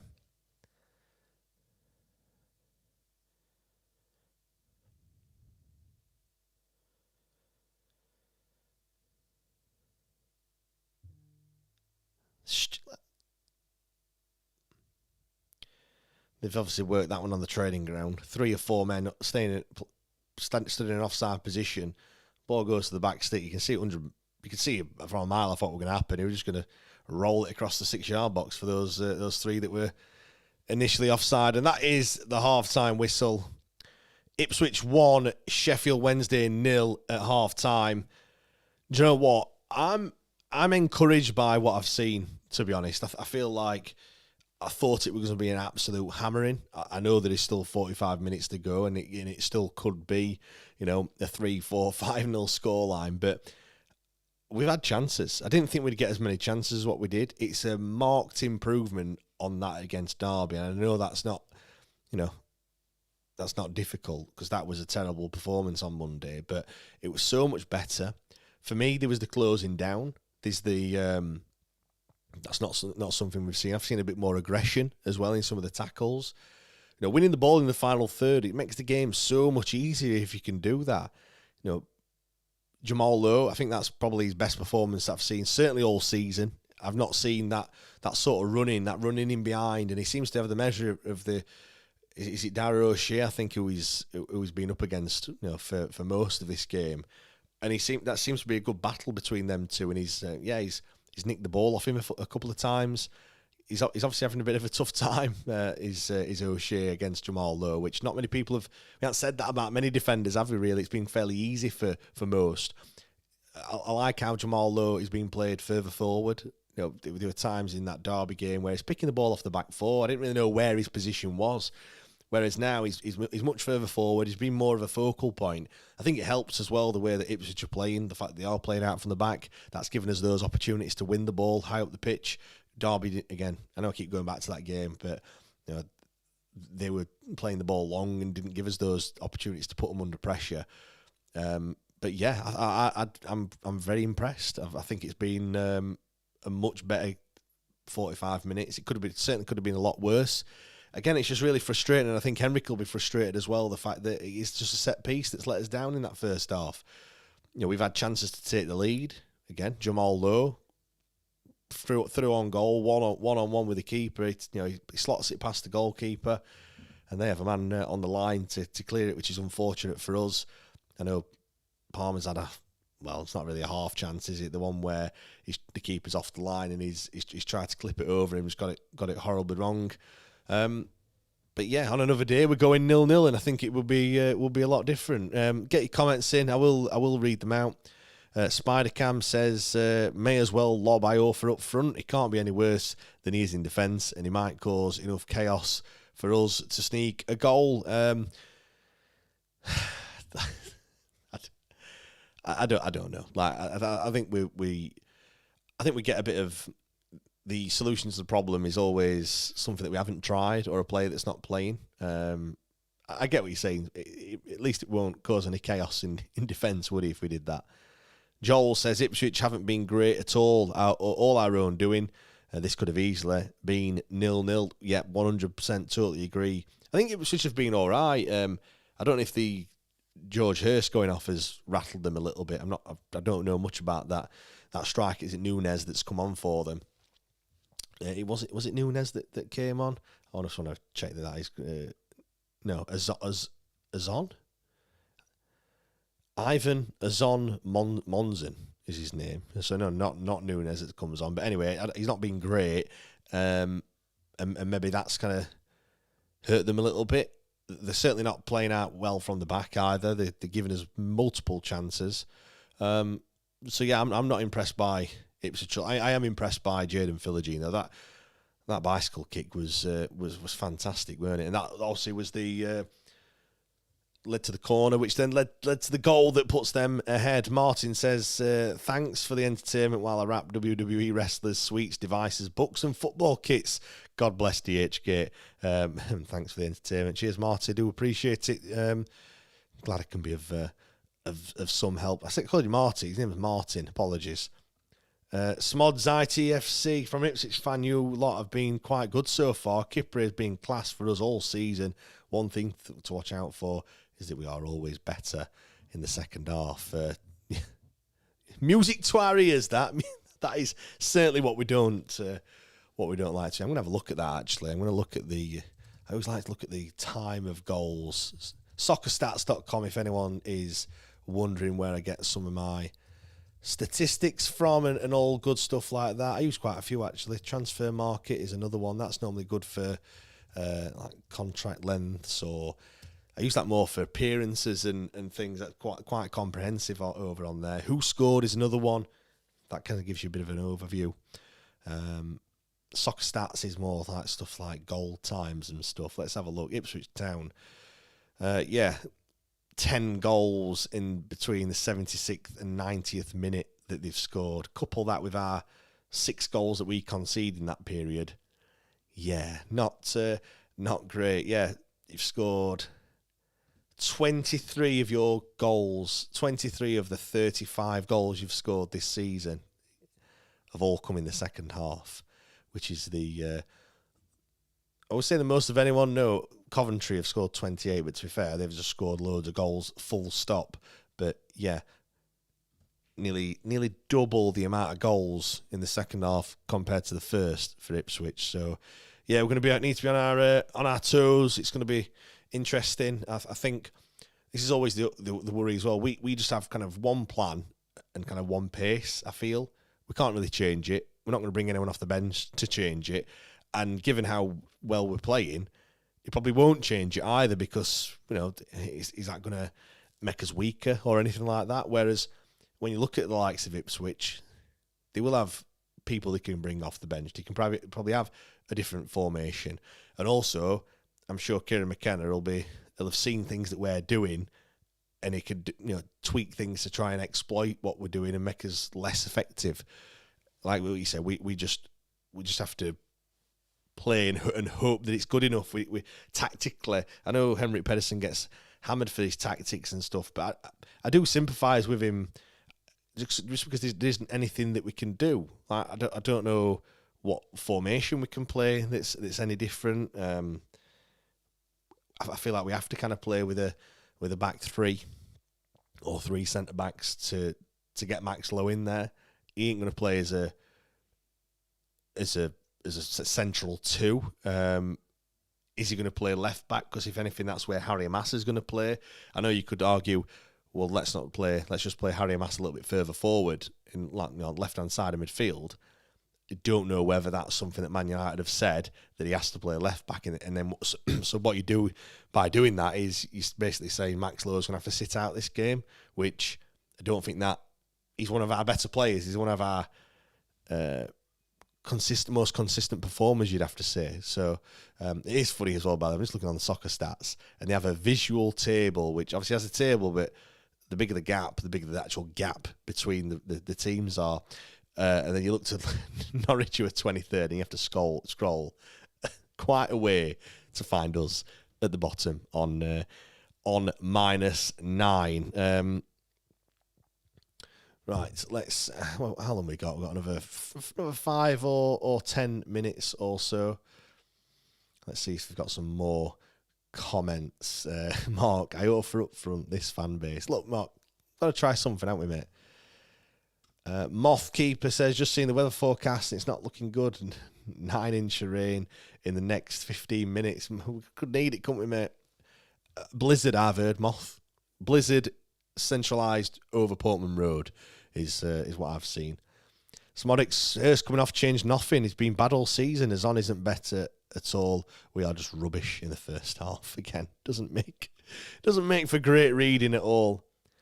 Martin, how did you get out of the last minute Christmas shopping? To be fair, Martin, we've it's the one year where I've actually been quite prepared. There's a just behind where I'm sat here, there's a cupboard jam-packed full of all the presents for Christmas that we've got. So, actually, there is some stuff that needs doing, but we're both done now for Christmas in terms of work. So we've got, Monday and Tuesday to do something and get the final few little bits and bobs. Matthew Snow on 60 Minutes, hopefully. Mark, might as well have Liam Palmer up front then with that logic. Look, Mark, I never said it, Mark. Let's not. I didn't say put Dom Ioffa up front. What we could do is just have a bit of a raffle and just or the lot. You have the lottery numbers in the ball and spin the ball and just pick out the play. Left back today is going to be number 6, or whatever it's gonna be. Simonic, sad to see what happened though. Hope you get promotion from League One next year and find good owners. Yeah, well, we could be doing that from a -15 standpoint next season. We've had -18 this season. It's just part and parcel of being a Wednesday fan, innit? You just have these points deductions all the time. It wouldn't feel right, would it? Really? I'm just going to go through the half-time scores. Bristol City 1, Middlesbrough 0. Charlton 0, Oxford United 0. Derby 1-1 with Portsmouth. Hull 1, West Brom 0. QPR 4, Leicester 0. Wow, Leicester getting a right old pasting down at Loftus Road. 4 different goal scorers as well for QPR. Absolutely hammering them. Leicester have had 1 shot on goal all half. QPR have had 7, 5 on target, 4 goals. Leicester's keeper is having an absolute mare by the looks of things. Not a good day at the office for Leicester at all. In the other games that are going on, it's Ardea Neighbours 2, Birmingham 0, and it's 0-0 in Watford against Stoke. So, not that it means anything. It's probably going to be one season where literally none of the other results at all make any bearing whatsoever to our season. We're not going to. I suppose the only time we would is when it gets to the point where we could be mathematically relegated. Maybe we'll look then and go, "Oh, are we going to be relegated now or not?" But yeah, we are a long way adrift at the bottom. I mean, without what would we be on without those the -18? We'd be on 9 points. We'd still be a good 13 points adrift at such an early stage of the season, which just shows you how poor we've been. Right, looks like we're not too long away from this second half getting underway. It looks like the camera's just getting sprayed by the sprinklers that are on the pitch. Looks like the pitch is getting heavily watered at half time. You wouldn't think they would need to be, would you? Really, the pitch is not going to be dry. I'm not sure what it's like down in Ipswich, but it's getting. It's a fair old amount of water getting put on that pitch. Clearly, Ipswich like the ball to zip along a little bit. I always wonder what it's like to play on a pitch like a bit at Hillsborough, for example. I know some people have had the privilege of doing so. A distant cry from the park pitches that I've been used to playing on when you're dodging the dog shit and stuff like that. P Wednesday, Hove up front, goalkeeper physicality up there. Yeah, Pierce Charles may be dynamic next to Baz. Joking aside, I have often thought because we're struggling so much with players. Is there a possibility where we see Pierce Charles just suddenly playing in central midfield? The thing is, I don't think he has the other skills. I think footwork and technical ability, he'll probably be okay. But then when you look at physicality and tackling, would he be good enough? I mean, look, it would be interesting to see, wouldn't it? Really, to be fair. I think this will end 2 or 3-0. We won't batter you as much as we did with the Blades when we beat them 5-0 early on this season. Look, I don't know, because One thing I don't want to see from the lads is the heads to drop. We've seen it many times already this season. The heads drop and they get frustrated. I know they were frustrated against Derby, but we were 3-0 down at that point and we were at home. Once heads drop, it's difficult, isn't it, really? The Wednesday players have come out for the second half. We're still awaiting the Ipswich players to return. I don't know if there's been any changes. Probably not. I can't see any changes being made as we see the away end. Can see Santa in there. We've got two of his elves, a couple of Santa hats.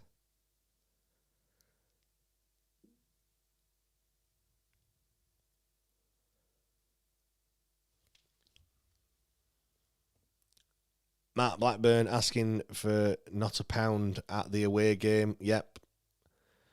Yes, if you're heading to Blackburn for that rearranged fixture, make sure you just buy everything outside the ground. Use the burger vans and stuff. Do exactly what we're trying to do at Hillsborough, and not spend any money inside Ewood Park.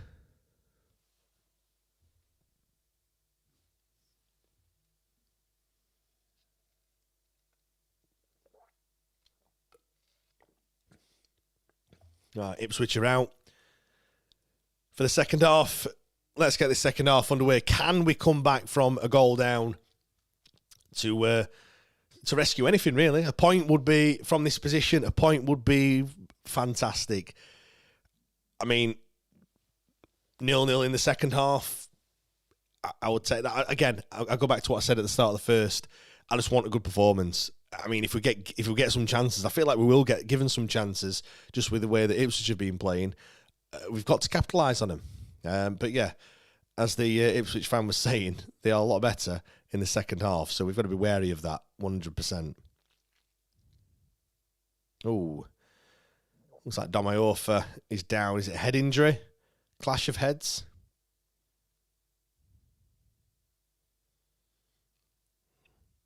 Not sure how that came about. Must be from a header.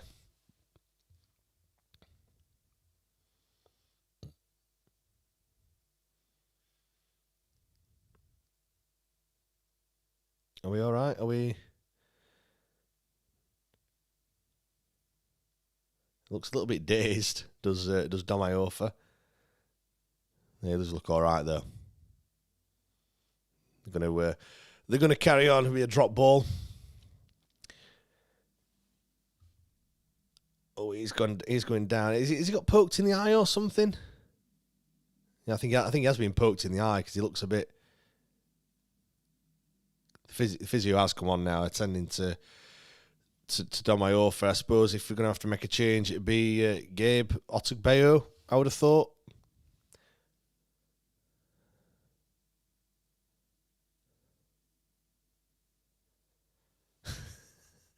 SWFC said he always looks dazed. might help Iofa with a head injury. Might help us if he has to come off, to be fair. They're giving him a one. So Matt said Leicester also saying staff not getting paid. No, it's not. It's not. I'm not getting paid. They got told they'd be paid before Christmas. They're now being told they're going to be paid on the normal payday at the end of the month. So it's nothing to do with non-payment of wages like we had and missed payment deadlines. It's just they're just going to be paid. I know it's still shit, especially when they got told they would be, but they were they were told, I think, via email. I don't know if Iofa's going to be able to continue here because the physio's on his radio, presumably back to the bench. I don't know if he is going to come back on or not. He probably will, but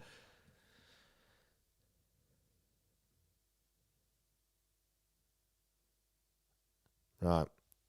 Play continues whilst Domayofa is being attended to on this near side. So we are momentarily down to 10 men.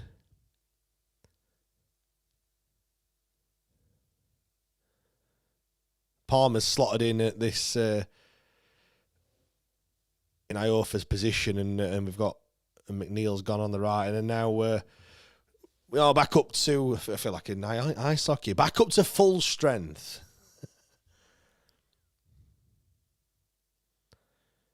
Right. Ipswich have the ball. They've clipped it forward over halfway. The bounce is absolutely done. Is it Cooper there? The bouncer's done him. He's turned him. And Cooper's just absolutely flattened his man. He's gone, thou shall not pass, and brought him down. Is he going to get booked for that? I would have booked him. Cynical. He is booked, yes. Thought it would be. Iofa is down on the deck at the moment. I don't think he's going to have to continue. The trainer's come back on.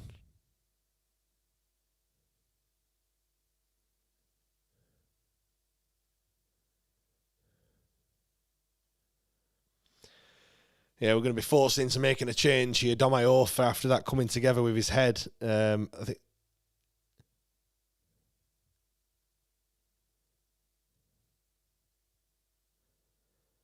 Is it going to be? I think it's going to be Gabe Atubeyo that's going to come on. It doesn't look right, Dom Iofa. Doesn't look right at all. And it is Gabe Atubeyo, the young 20. Is he 20? 20-year-old.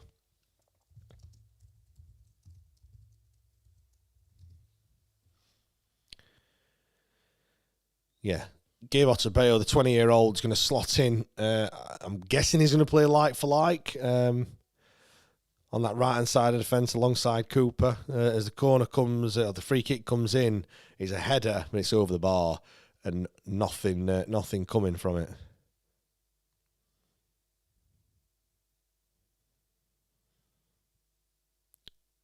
It's another, I won't say free header. It's a difficult chance. He's got his head on it, and it's gone sailing over the bar. We're up against it. we are up against it.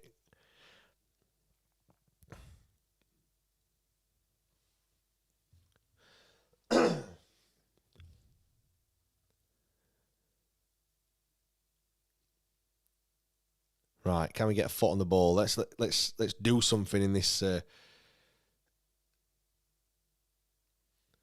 know what? Intelligent that from Pierce Charles. You know, just to move to the side of his goal there, offer up that angle for the pass.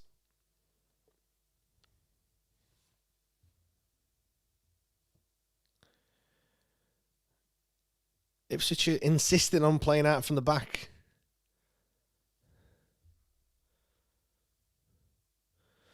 Coming forward, little flicking bit. Bannon. They've got space in the middle here. Bannon's coming across. Can he get a tackle in?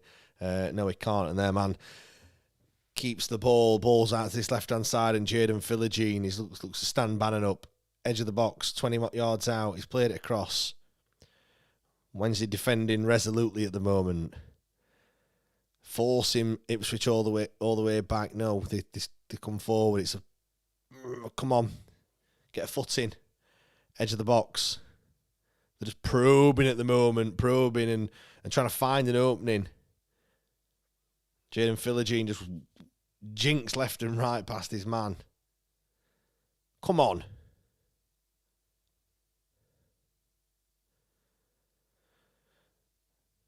There's a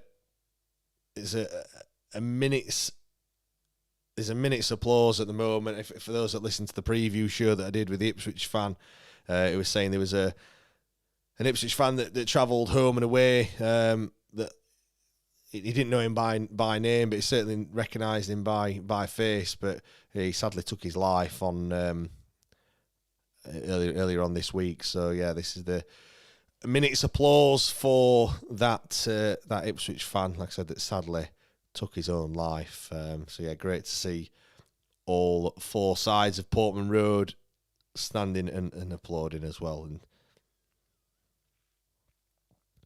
as Kipre comes forward for Ipswich, plays it inside, edge of the box, 18 yards out, trying to drive into the box. He can't get there, and it'll come to Pierce Charles, who just lofts it forward, and it's just coming straight back at the moment. We can't really seem to get out at the moment, and we got warned that the second half is better for Ipswich, and they've certainly started the second half a lot better anyway. We can't seem to get a foothold of the game. We're approaching 8-9 minutes in this second half so far. We're still trying to put them under pressure, though. We're trying to put a bit of a press on, and they've just passed it straight around. They took 3 players out of the game instantly, and Barry Bannon throws his hands up in the air, which a bit of frustration starting to creep in, I guess. Edge of the box for Ipswich. Good tackle from Harry Amass, but it's edge of the box. Nobody's coming to close him down. Clipped it in. Jaden Philogene got it. Oh, he's a tricky guy. That is. Gabe Otabeo, and what's he doing there? Otabeo did really well there, to be honest. What are we doing? Get rid of it! Bloody hell.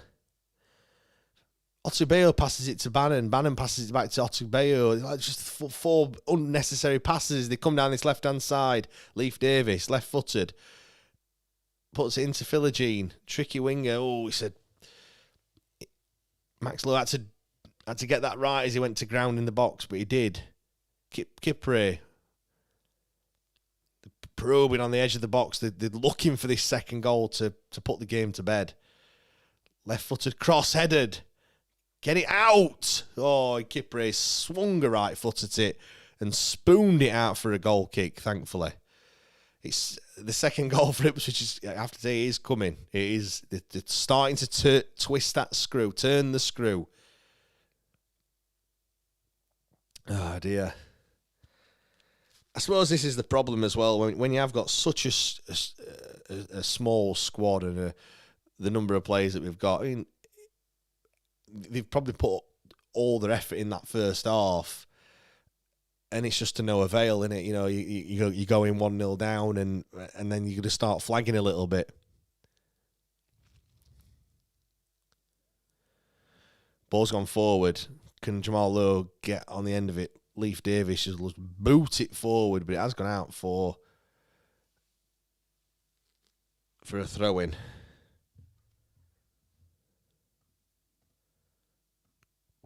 Can't fault the travelling faithful in fine voice as always.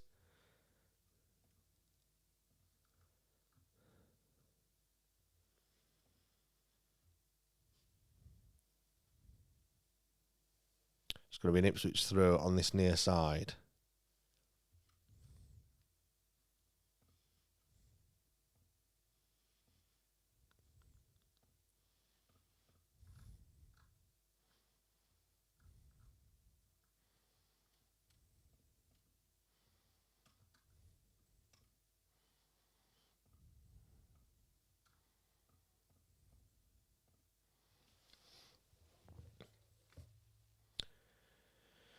Right, Ipswich come forward over halfway on the right-hand side. Wednesday a little bit stretched at the moment.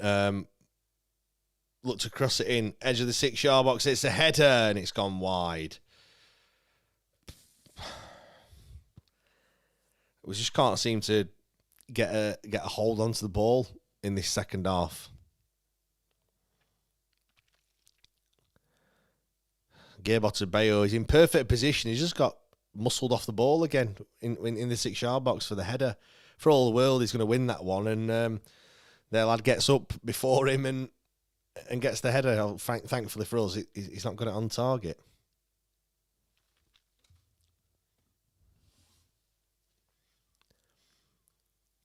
Ball over the top again for Ipswich. Max Lowe looks to be more than equal to it. Back to Pierce Charles. He's going to get put under pressure, but he just clips it forward. He's looking for Kadamashi, but he can't get there. But he will get there after Bannon plays it forward to him. And Kipre just smashes it forward. Pierce Charles will go long. He's looking for Kadamashi. Can he win the header? It's not. It's Jamal Lowe instead, but he doesn't win it. Gabe Otabeo comes forward. Oh, dear, that looks a nasty challenge. Oh, that looks That looked nasty, that. Like a tangle of knees. Oh, yeah, his knees twisted. It looks like he'll be all right to carry on, but it'll be certainly a sore one.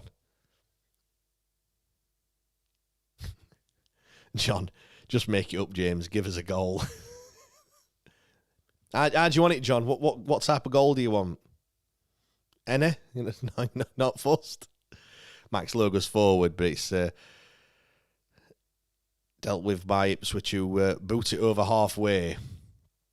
Harry Mass now has it, and neat little interchange of passes, little triangles, but that's loose from a Mass, and Ipswich will have it on halfway.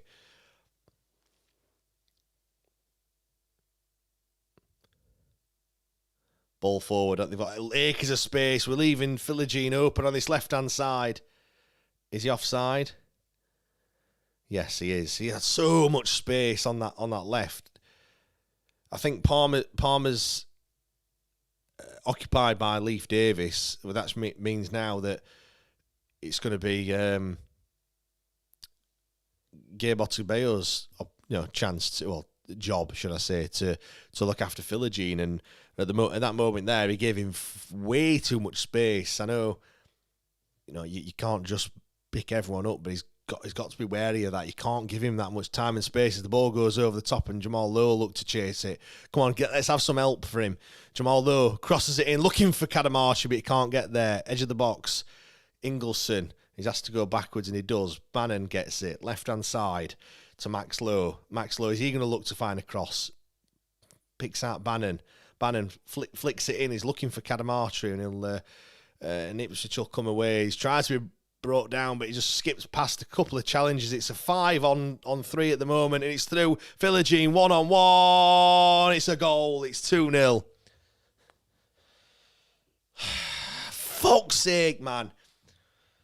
That was a blistering attack from Ipswich, and that is it. It's game over. It's 2-0. And it's that man, Jaden Philogene. And if you did listen to the preview show, Cedric Kipre was one player I said to watch out for, and the other one was Jaden Philogene. So the curse of the preview show strikes again. Any player who is in form just plays well against us. It was 5-on-2. 5-on-2. What are we playing at? I know we're trying to ask for an attacking, but Carougier just waltzes through the middle of the park, but evades 3 or 4 challenges, and yeah, he's looked. Has he given Charles the eyes? He's looked to go into that right hand corner. He just smashed it with his left foot to the left hand side. It's a really good finish, and yeah. Smods ITFC said Philogene is top 3 best player in chat. Yeah, I have to agree with that one. Yeah, just so frustrating. This is just hanging on now. They're going to smell blood, Ipswich here, and they're going to really go for the jugular. And it's going to be interesting to see what we do, because the game has gone. The game has disappeared out of our grasp. Some could say that it never was in it, to be honest. But yeah, no matter what we try and do, nothing ever works, does it? Like, I think the performance has been much, much better. But once again, like every other performance and every other fixture, it's just the same result. A Sheffield Wednesday defeat. Like, Philogene just dancing around the players. It's gone out. It's going to be a Wednesday throw-in. Dill says heads down time again. Well, I hope not. Like, they can't let their heads drop. There's a long way to go yet. There's another half an hour of football to play. Mark says 3, 4, 5, and then 6. Mark, I hope you're wrong, pal. But it would not surprise me at all. Charles looks to go long, but is flicked on by Kadamashi. Easy to deal with Ipswich, but they have given us a throw-in on halfway. We look to take it quick with Palmer, but absolutely no one to pass it to. Maybe you're right. Maybe heads have gone down a little bit. I don't know.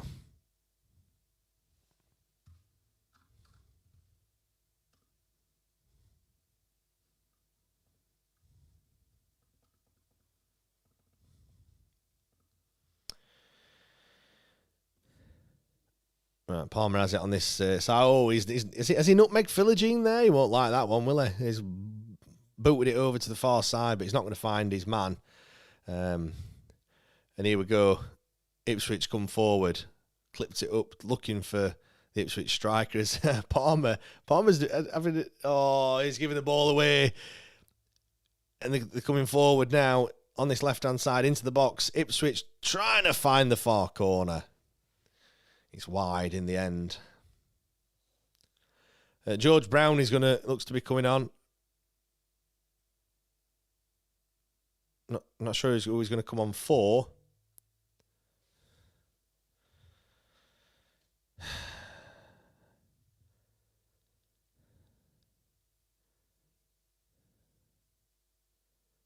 Max Lowe is now on the deck as well.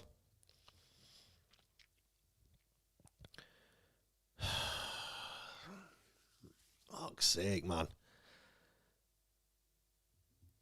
Liam says, surely at this point he's got to try something new. What's there to lose? What, Liam? What's the new thing to try? Like, play the youngsters. He spoke about that in the pre-match press conference, and he's obviously trying to integrate them. And I think these 5 games, including this one, I think there's an opportunity for some of those players to play. But one of them's going to have to come on now, I guess, because Max Lowe's gone down injured. He's put his hand up to the bench, which says to me that he's not going to carry on. I'm just going to read this from TW Football. Do go and check him out. TW Football 1867 is his handle over on X. Wednesday, have looked out of energy since minute 30. I was hoping half-time may give him a boost, but it hasn't. A lot of games in short periods since international break, and this team is running on empty. Earlier in the game, we were catching Ipswich building and preventing transition through the thirds. Now Ipswich are beating the press and advancing in wide areas. It feels like another Ipswich goal is coming. We had to make the first half pressure count, and that was 5 minutes ago. So was that before the second goal? I don't know. If Max Lowe is coming off, so and it looks like he's walking gingerly. So we are absolutely on empty. Like we are. I know Iofa's injury is not going to be one that's going to keep him out. It looked like it were a bit of a concussion, but that could keep him out of the whole game if it is concussion. Max Lowe looks like he's going to be out. Who are we going to play? Like we've literally got no players left. Brown does come on. Is he coming on for Max Lowe? Not sure what that change is or was. I think it was Max Lowe for George Brown. It was. I don't think that was the change that was going to be made, but it's the change that has been made. We've gone to a back 4, so you're asking for a change, trying something different, Liam. There we go, gone to a back 4. Jamal Lowe wins the header. Oh, we've got the ball. Come on, Jamal. Oh. McNeil were trying to get there. McNeil, he's caught his man late.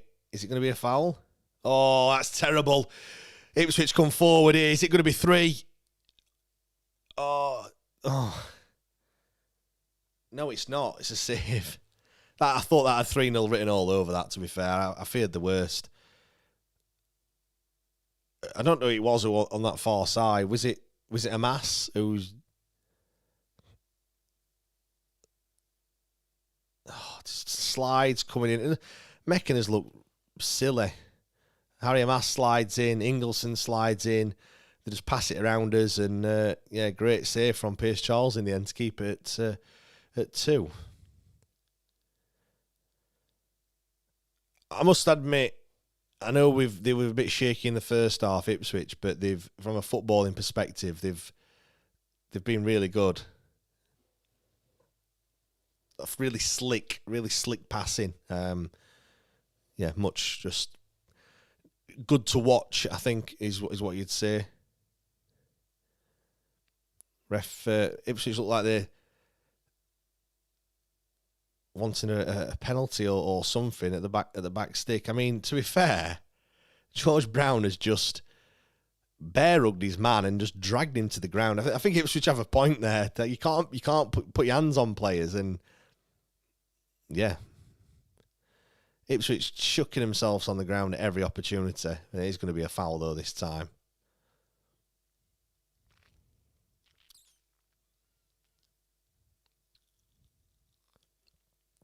Just showing that free, corner again. Tell me what you think if you're watching it. Should that have been a penalty for Ipswich? I mean, if that happens to us, you're fuming, aren't you, really? I don't think he was going to score from there, but you just don't do that to your man. Here we go. Oh, George Brown's got his ball caught under his feet. No goes for us, does it? When it's going bad, it just all goes bad, doesn't it, really? Right, come on, Ingleson. Right, Bannon. Can we do something from this? Charlie McNeil. Bannon. Ingleson. Left foot. Calamatri. Oh, that was the chance. That was the chance.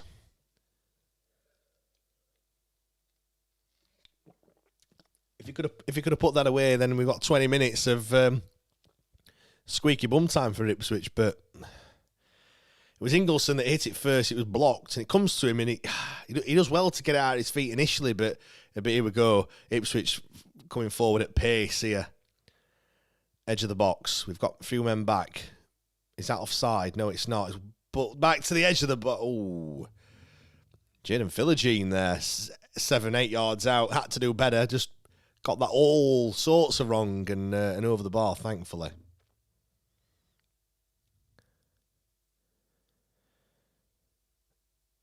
Oh, dear.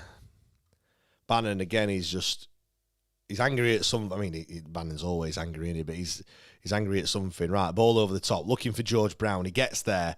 Can he do something? Can he take his man on? And Cedric Kipre is more than equal to it. But Brown's gone down, and he is going to win a free kick in front of them away fans in that corner.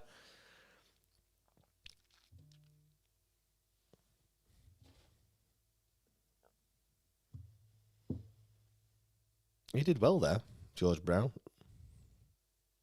Right. Bannon's going to take it, left-footed. Cooper's up for the free kick. Not many tall men to aim at. But can he find a white shirt? Can we get a way back in this game? It is going to be Bannon, left-footed. It's a poor one. It's there though. It's hit, and it's a goal. Get in. It's Liam Cooper from absolutely nothing. It's a set piece. It's a free kick that's come in. It's not a very good one, but Ipswich don't deal with it at that near post, and the ball's there to be got at, and Cooper gets onto it first and smashes it low and hard. Keeper's no chance. Yeah, it's there. He's hit it, and it's gone past the keeper before he's even managed to blink. What a goal. Look, 20 minutes. Look, this is... We've got to put pressure on. Oh, it's a good through the legs of the Ipswich player in the corner. We've got to put them under pressure.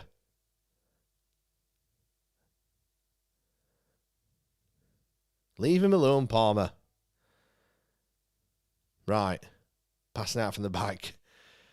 Bit sketchy, but maybe that's what we needed to do. Back to a back four. There you go, sorted. Right. Ipswich have got a throw in deep into their own half. Liam back four, we score. There you go.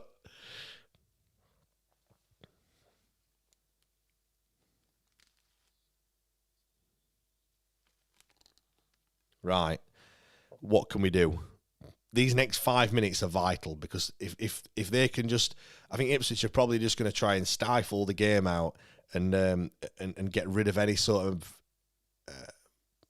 impetus that we've got from that goal. Joel, come on, lads. Yes, agreed. The Wednesday fans in fine voice. I know they have been all game. There we go. We've won it back. Right. Oh, Palmer, what are you doing there? Headed. Looks like Amas has got it on that left-hand side. He's trying to clear his lines. He's won the ball again. Right.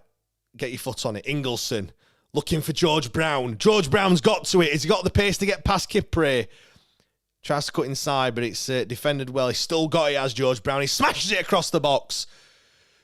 Ooh, it's headed away from Ipswich. This is it. Come on, Wednesday. I can't believe how much a goal changes a game, and that is all it needs. And George Brown, he needs to start every single fucking game when he's fit. The change, that it just adds a little bit of something. I don't know what it is. Ingleson throws it short. Amas has it out to McNeil. McNeil reverses it for Amas. It's a corner ball. Come on, Wednesday. Charlie McNeil. The game's just come to life in the past 5 minutes from a Wednesday persuasion. He smiles in the away end there. Tango's giving it some. Charlie McNeil, edge of the box. Bannon, he's missed it. Jamal, he's hit it, Jamal. Jamal Lowe clips it up to the back stick. Oh, come on. Ball's still in play. Charlie McNeil. Ingleson, left-footed, puts it in. Oh, Cadamartri's absolutely spooned it there.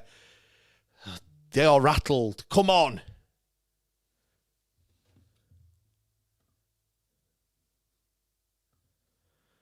Garan, and 3-1.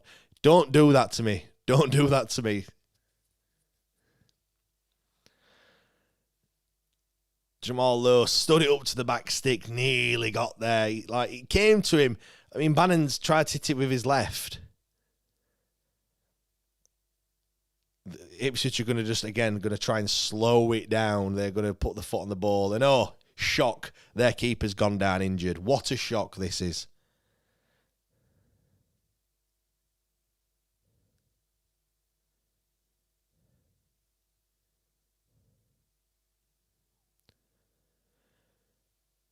Three changes for Ipswich. This is it. This is the difference. They're bringing on Josh Clark, McAteer.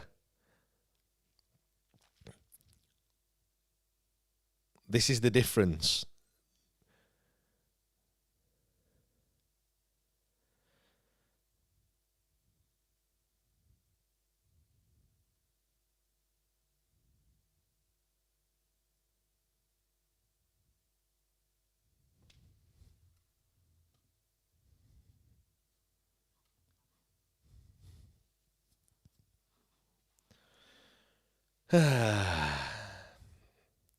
15 minutes to get something out of this game.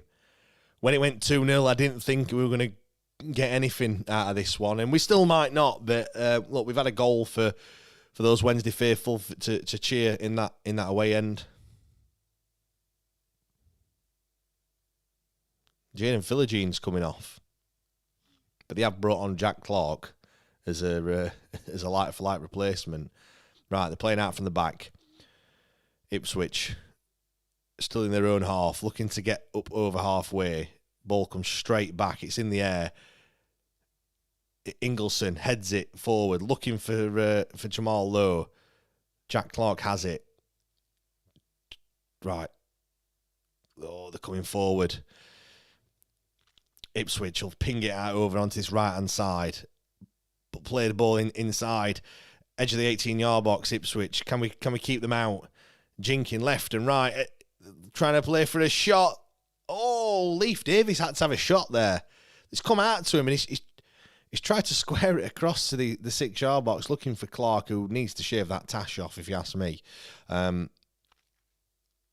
He had so much space there, Leif Davies. He's tried to just pass it into the net, but it is going to be a corner. Daniel says the quality they have on the bench is frightening for this league. Corner coming in. It's going to be an outswinger. It's bounced in the box. It's not dealt with. It is going to be dealt with now. And one of the Wednesday players is down. I don't know if it's a head injury that he's got, but he's up on his haunches. Is it George Brown, I think, that went down? Leif Davies will whip it in left-footed. It's gone through absolutely everyone. Right. Come on.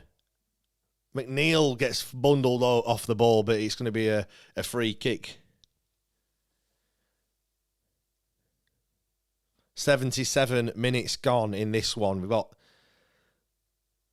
12 minutes of normal time, plus probably a couple of minutes of added on.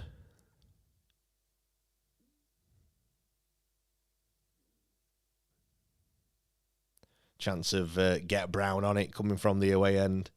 Must admit, when he does make a difference. He really does. McNeil's still down on the deck. Is the trainer going to come on or not? Furlong has picked up a yellow card for Ipswich. Cooper's saying something to the ref. Bannon's having a go at the ref.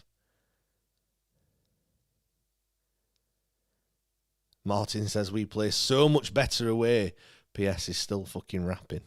I haven't started any of the rapping.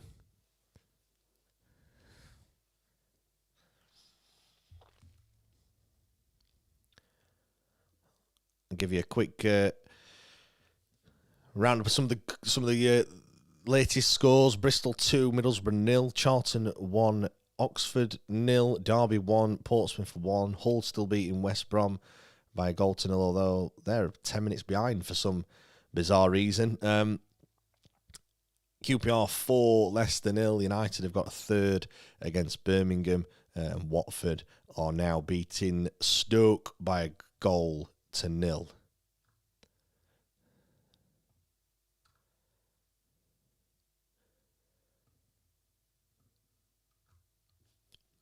Not missing anything. Charlie McNeil's still down. The two players that went down from that.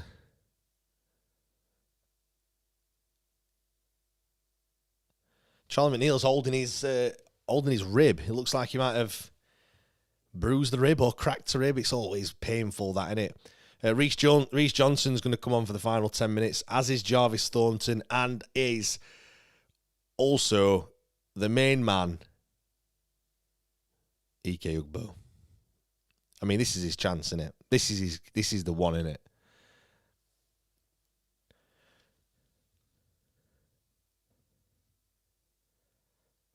Ingleson is one player that makes way. McNeil will be another.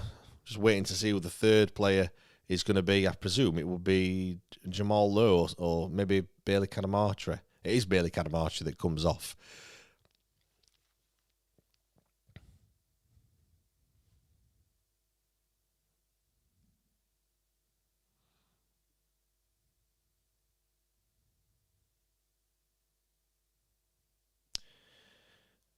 I mean, it would be a crying shame if McNeil is injured. I say it looks like he's holding his rib.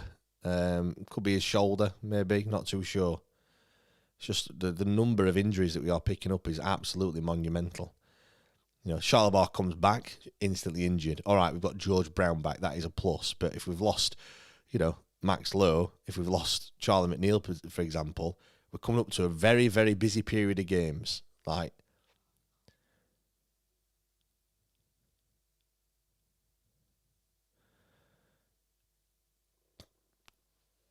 into the final 10 minutes of regular time. Ball over the top. Pierce Charles more than equal to it. And, what's that all about?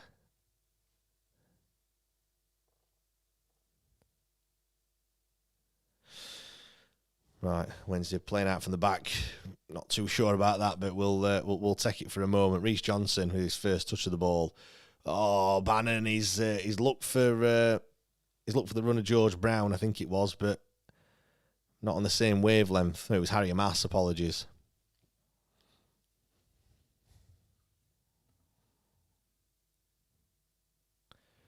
Chris says, what has the game been like? Do you know what? Much, much better than Derby. We didn't take the chances in the first half that got presented to us. With some good closing down, some good pressing from the front. Awful defending from a set piece, which Dom Iorfa didn't fill himself with much glory. And then, second half, they've just counter-attack, second goal. Philogene got it. It's a good finish. But then the injuries have been coming. Dom Iorfa, one of them, he's had to go off. Max Lowe's had to go off. We've just seen Charlie McNeil that's had to go off as well. But yeah, we got the goal that we got. It was a good, well taken finish from Cooper. We've got back into the game, but it's just the players that that's been picking up injuries. It's not ideal at all. Oh, Chris is a tractor boy, by the way. Yeah, that's from a Wednesday persuasion.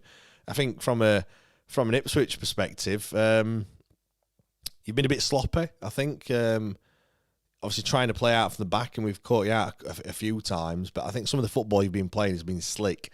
You've probably been a bit wasteful, I would say, with some of the chances. You've let us off the hook a few times, but when you come forward in numbers, it is deadly, and that's how you got that second goal. Yeah, I don't think I think you've probably played better this season, but I suppose it's all about getting the job done, and if it stays as it is, it's a tick in that box, isn't it, from your perspective? Charles looks to slow it down a little bit. Oh, he's played it out. Cooper, it's a foul.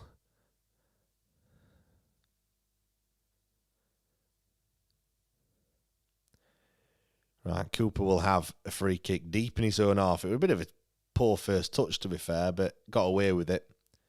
Bannon will clip it forward, looking for George Brown or Harry Amass. Harry Amass does have it. Good hustling from Wednesday. Brown goes down. Is it going to be a foul? Oh, it's gone. Is it gone the other way? How's that gone the other way? P Wednesday, 3 subs can be disruptive. Hope not. How's that 3 kick to Ipswich? I have no idea how that's happened.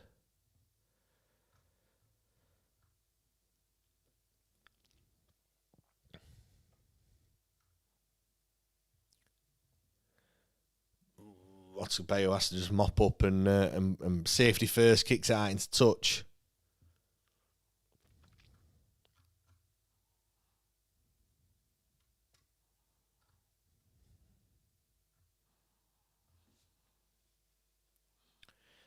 Ipswich throwing on that far side, throwing. Bannon will try and clear. Ugbo has it. Bannon will have it again. He's looking to get forward. We can't get out of our own half at the moment. As I say that, Ipswich have the ball at the goalkeeper, but we need to just push out. We can't be too deep. Ball forward. Bannon tries to get there. Thornton gets it. Right, what can we do with it? Good couple of touches from Thornton there. Very confident. Bannon's pass is loose and it's dispossessed, and they come forward. Jack Clark in acres of space on this left-hand side. Oh, it's a poor toe. What the fucking hell is that? Absolutely shite defending.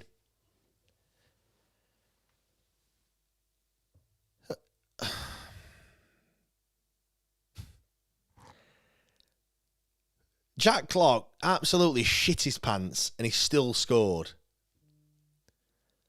That's it. Game over. That's game over. There was a glimmer. There was a glimmer of hope. Who was it that came across? Is it Cooper? Or is it Gabe Otigbayo? It's Gabe Otigbayo, isn't it? He's got in front of his man, and he just fucking fell over. Honestly, like, he's done everything right. Jack Clark's probably think all his Christmases have come at once. And he's just got in front. He's just poked it past Pierce Charles. Pierce Charles couldn't do anything about that. That is awful. Like,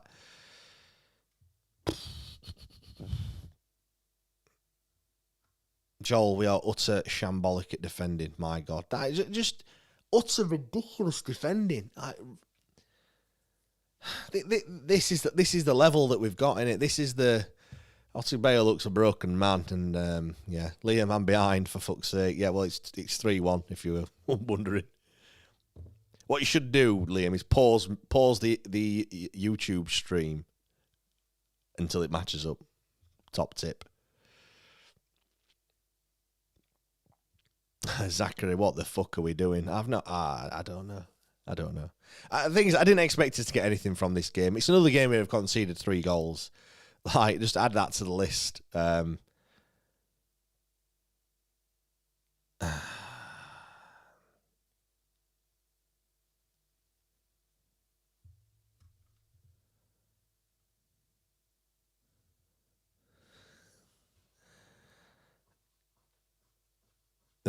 Dear me. It's going to finish 3-1 in it. Well, it could be.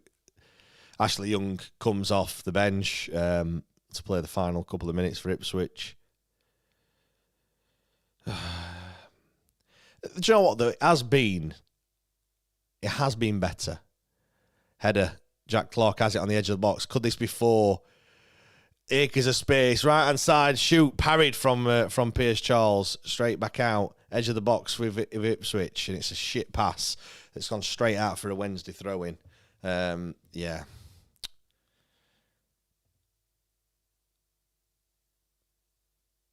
Just watching the chance again. It's a good strike. It's easy stop for Pierce Charles, to be fair.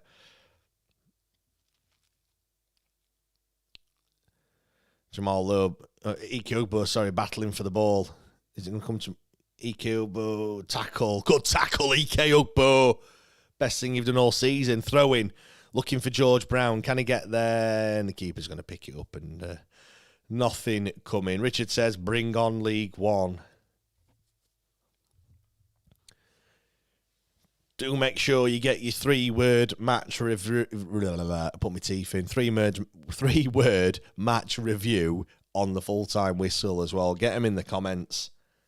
I'd like to know what your 3-word match review is. I'll be on for 5 or 10 minutes after, and then I'm gonna have to shoot off. Liam, I take it back. Try something new. It's impossible. We have the ball on halfway, and Amas finds Bannon. I don't think Bannon's not been on his usual level of performance at the moment, and the ball's gone out, and it's going to be a throw-in to Ipswich on halfway.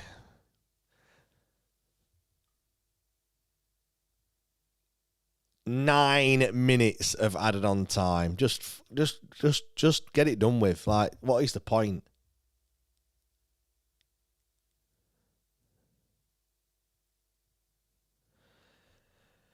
Richard says, bring on League One. Daniel says, Palmer again. Joel says, we won't win a game for the rest of the season due to our defending. Zach says, absolutely shite. Chris says, the Ipswich fan, it's certainly going our way today. Coventry drawing, Middlesbrough losing, Millwall losing, Preston drawing. The only downside is Hull winning. Is Ipswich come forward? Can they make it 4? No's. The shot was straight at Pierce Charles in the end. What's happening here? George Brown's on the deck.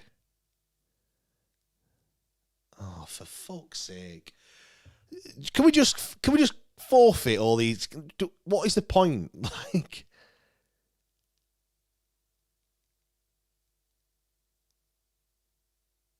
oh, has he got a dead leg? I've no idea what's happened to him there.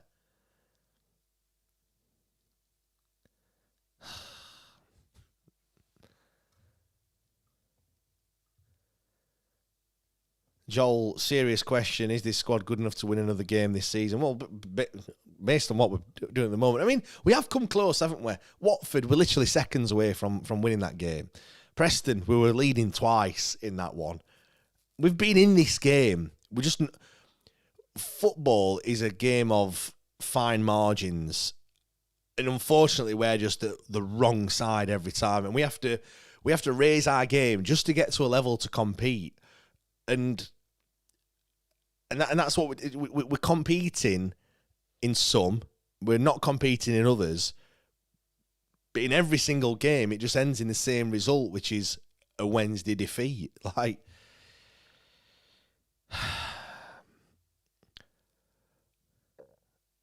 Liam all want a day off at Christmas. Yeah. Yeah, the cynic in you, maybe, yeah.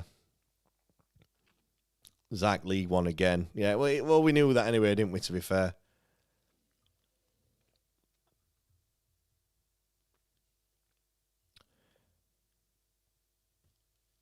This is going to be a a turgid 9 minutes, I'm thinking, as Ipswich come forward again, winning the header.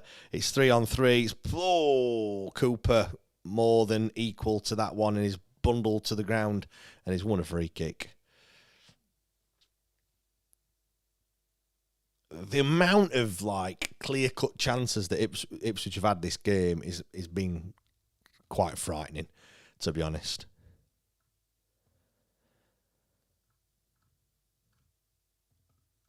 Does it give me a big chances? 3. Well, they've got 3 goals and they've had 3 big chances. I wouldn't say they were all big chances, to be fair.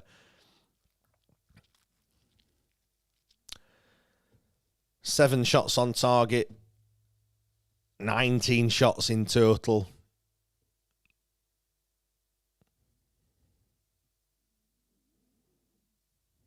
We've had 3 shots on target.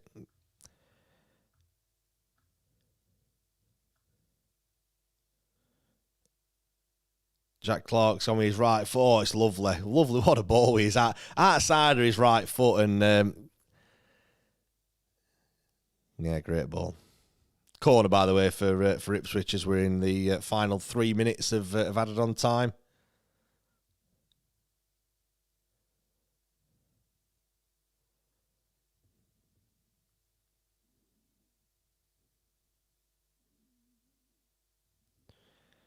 Right. Can we keep the score down? It's going to be a Ashley Young to take it. And a blast from the past, that one is. Right-footed, outswinger. Jack Clark just trots over to Ashley Young to give him a few instructions. Is this going to head for Jack Clark? It's not. It's crossed in and it's headed away by Wednesday. Ike Ugbo chasing it down as they look to go all the way back to the keeper. No, they don't. It's they've got it on halfway and it's an easy ball. What a ball through! That's just so easy, and it's a 3. Oh no, it's not a goal. I thought that was in. I thought that was great defending. Oh dear me.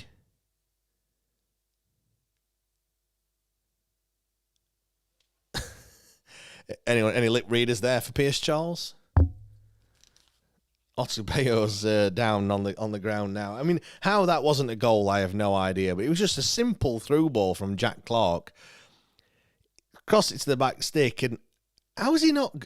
Oh, he's got walloped in the face with the boot. Oh, it's his legs. What a save, Pierce Charles. What a save. How he stopped that, I have absolutely... He's going one way, the ball's going the other. He sticks out a leg and, yeah. I don't think he knew much about it, to be fair. Great save, Pierce Charles. Jeff says, I think I'm done for the season now. It's just not fun anymore. Yeah. I mean, has it ever been fun this season? You'd have to ask that question. Alex, I'll be glad when we can start getting some new players. P. Wednesday said, need defenders of all descriptions in January. Will the refund happen then or in the summer mostly? Do you mean rebuild? Summer it'll be. I can't see a rebuild happening in January. What is the point? You're just going to bring players in that are just going to get beat every week, which is just no good for nobody. Just wait until the summer and bring your players in. Then is my guess. Zach just stopped the game. Chris says all the best for the rest of the season. I still have a soft spot for Wednesday as my late granddad was a Wednesday fan. Cheers for that, Chris. I mean, it's a done deal this season. It's yeah.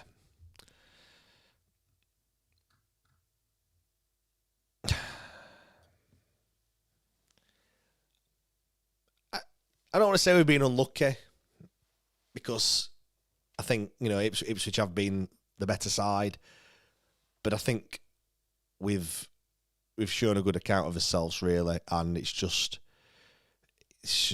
what it's like when you're down there. It's just what it's like when your previous owner just absolutely shafts you and gets rid of all your players. You look at some of those players that have left: Jedi Kasama, Anthony Masaba, Josh Windass, Callum Patterson, Michael Smith, just to name a few.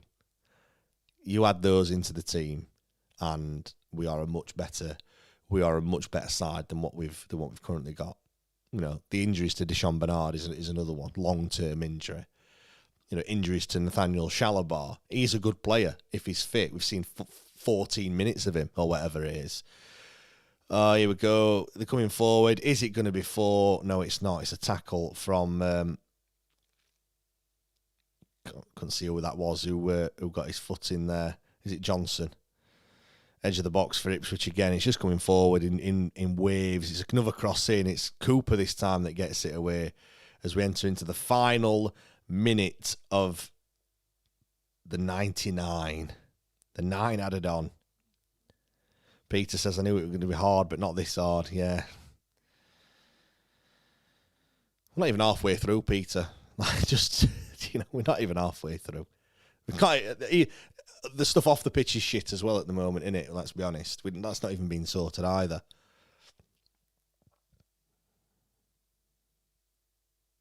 Yeah, Liam Kabatsky's been out for ages. Yep. I mean, I'm not that sold on him anyway, but he's a body, innit? He's another player.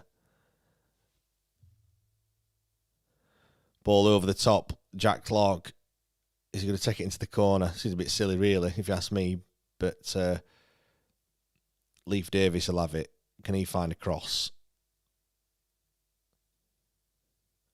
And there you go. That is the whistle. 3-1. 3-1 it ends. Ipswich Town 3, Sheffield Wednesday 1 at Portman Road. It's a 15th game, 15th consecutive game without a win for Sheffield Wednesday. The wait goes on even longer. Let me know what you thought. Give me your 3-word match review. Get them in the comments. I'll be on for 10 minutes or so. Yeah, get your 3-word match review in. I'll see if there's any over on Discord. What's Cad's offer? Says Alex. I'll be waiting for a few more to come in. Peter, I don't blame the players. DC killed us. Tom says, thanks for the show. One of the very best of this type I've seen. Ipswich fan, but sincere good luck for the rest of the season. Feel for you guys. Cheers for the comments, Tom. Really appreciate it. I know we do kind of get a few opposition fans jumping in. I feel like I'm fairly balanced, obviously with a hint of bias, I guess, towards Sheffield Wednesday, but I call it as it is. I thought Ipswich were good, if not remarkable. I thought they broke at pace, and I think that is probably where you're going to hit teams. You play a very high line. I think against another side with a bit more quality, you might have had a difficult game today, but yeah, you did 3-1 winners at the end. Didn't really look troubled. All right, we got a goal back to make it 2-1, but even at that point, you knew what you needed to do, didn't you, really? So, Joel's gone for same old story. He also said earlier, so hard not to be positive, but feel for the players. Kevin says, gift again. Yeah. The third goal was just absolutely... we do all the hard work to get back in the game. We get the game back to 2-1. And we just give him a goal like that. Otubeyo, he did all the hard work. He got in front of Jack Clark. Jack Clark's first touch was awful. And then he basically says, well, I'm just going to fall over and you can poke the ball in. Like, ridiculous. Daniel, Cad's League One player, mid-table team at best. Well, that's where we're heading. That is where we're heading. We'll have to see if he can do the business in League One. But we've got a lot of football between now and then until we get to that point. Peckham Owl says Charles and Brown for his 3-word match review. Jake's gone with apathy. John says Groundhog Day. Yeah, agreed. Feels like we've been here before, doesn't it, really?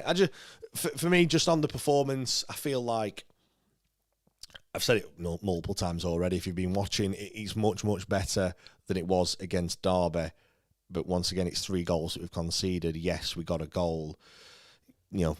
it was a well-taken goal from Cooper. I think George Brown offers so much more, and I want him to start on what is it, Friday, when we take on Hull. I 100% want him to start in that game. I think he offers so much more, just a bit more activity up there. I want to give a shout out to Jamal Lowe though in this game. I know he didn't get a goal.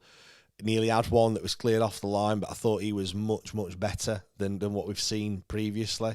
I do agree. I don't think Cadamarci really showed anything in that game. I know it's difficult for them all, but yeah, Jamal Lowe certainly a standout. I thought Bannon were a little bit off it as well. I don't know the reasons for that, but some of his passing were a little bit wayward and things.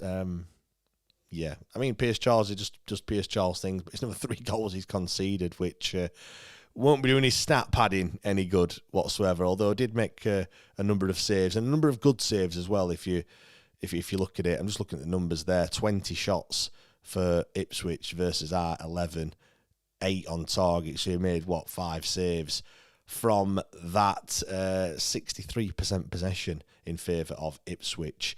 Let's read some more 3-word match reviews. Do get them in the comments if you can. Gary says rinse and repeat. P Wednesday says sprouty Christmas puddings. Daniel Brown looks so much better than Cads. Agreed. And P Wednesday says it's Jake Paul-esque. I didn't stay up to watch that last night. I did watch that. I did watch it this morning though, and yeah, a bit of a farce, weren't it? To be honest. But look, people tune in to watch it. So who's the fool? And he got a decent payday out of it as well. Dill says I hate football. Don't blame you, Dill.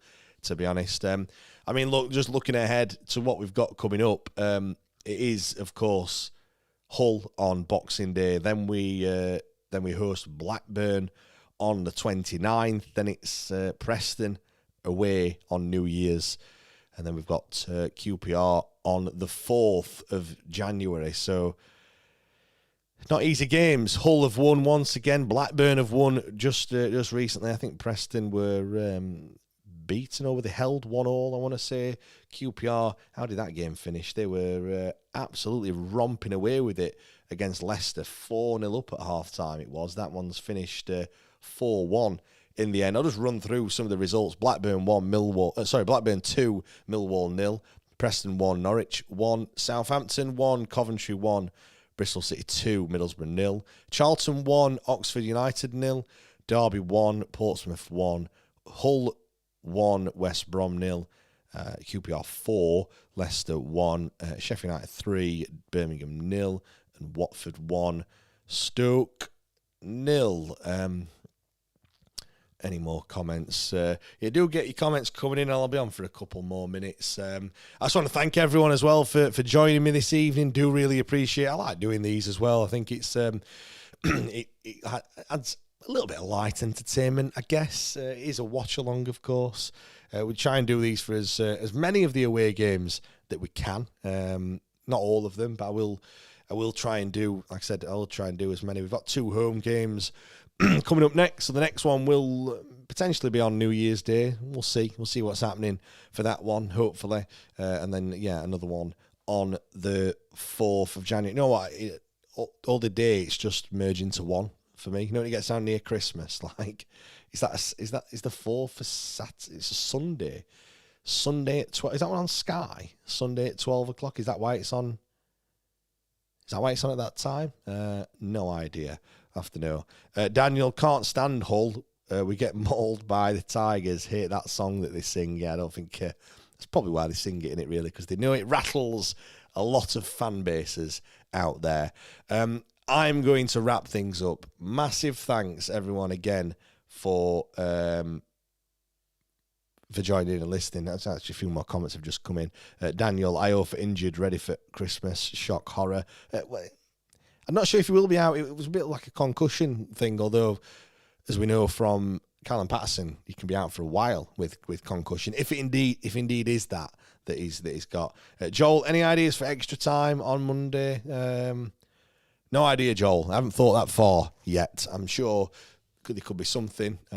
If you've got any ideas, drop in the Discord. I'm sure you are over there on Discord, or just drop me a message on Patreon, and I will I will certainly consider it. A reminder again for everyone, it's going to be Monday at 8 o'clock, not Sunday, but Monday. I am otherwise engaged tomorrow, unfortunately, so myself and Matt will sit down and go over the game. Matt's been there at Portman Road today, so it'll be interesting to see what it was like, actually in that away end at Portman Road this afternoon. But no, thank you very much, everyone. Really appreciate it. Subscribe if you haven't done so already. Do all that good stuff. Patreon.com/WTID pod is where you need to go if you want more content from myself and Matt. And no, we'll see you all next time. Cheers.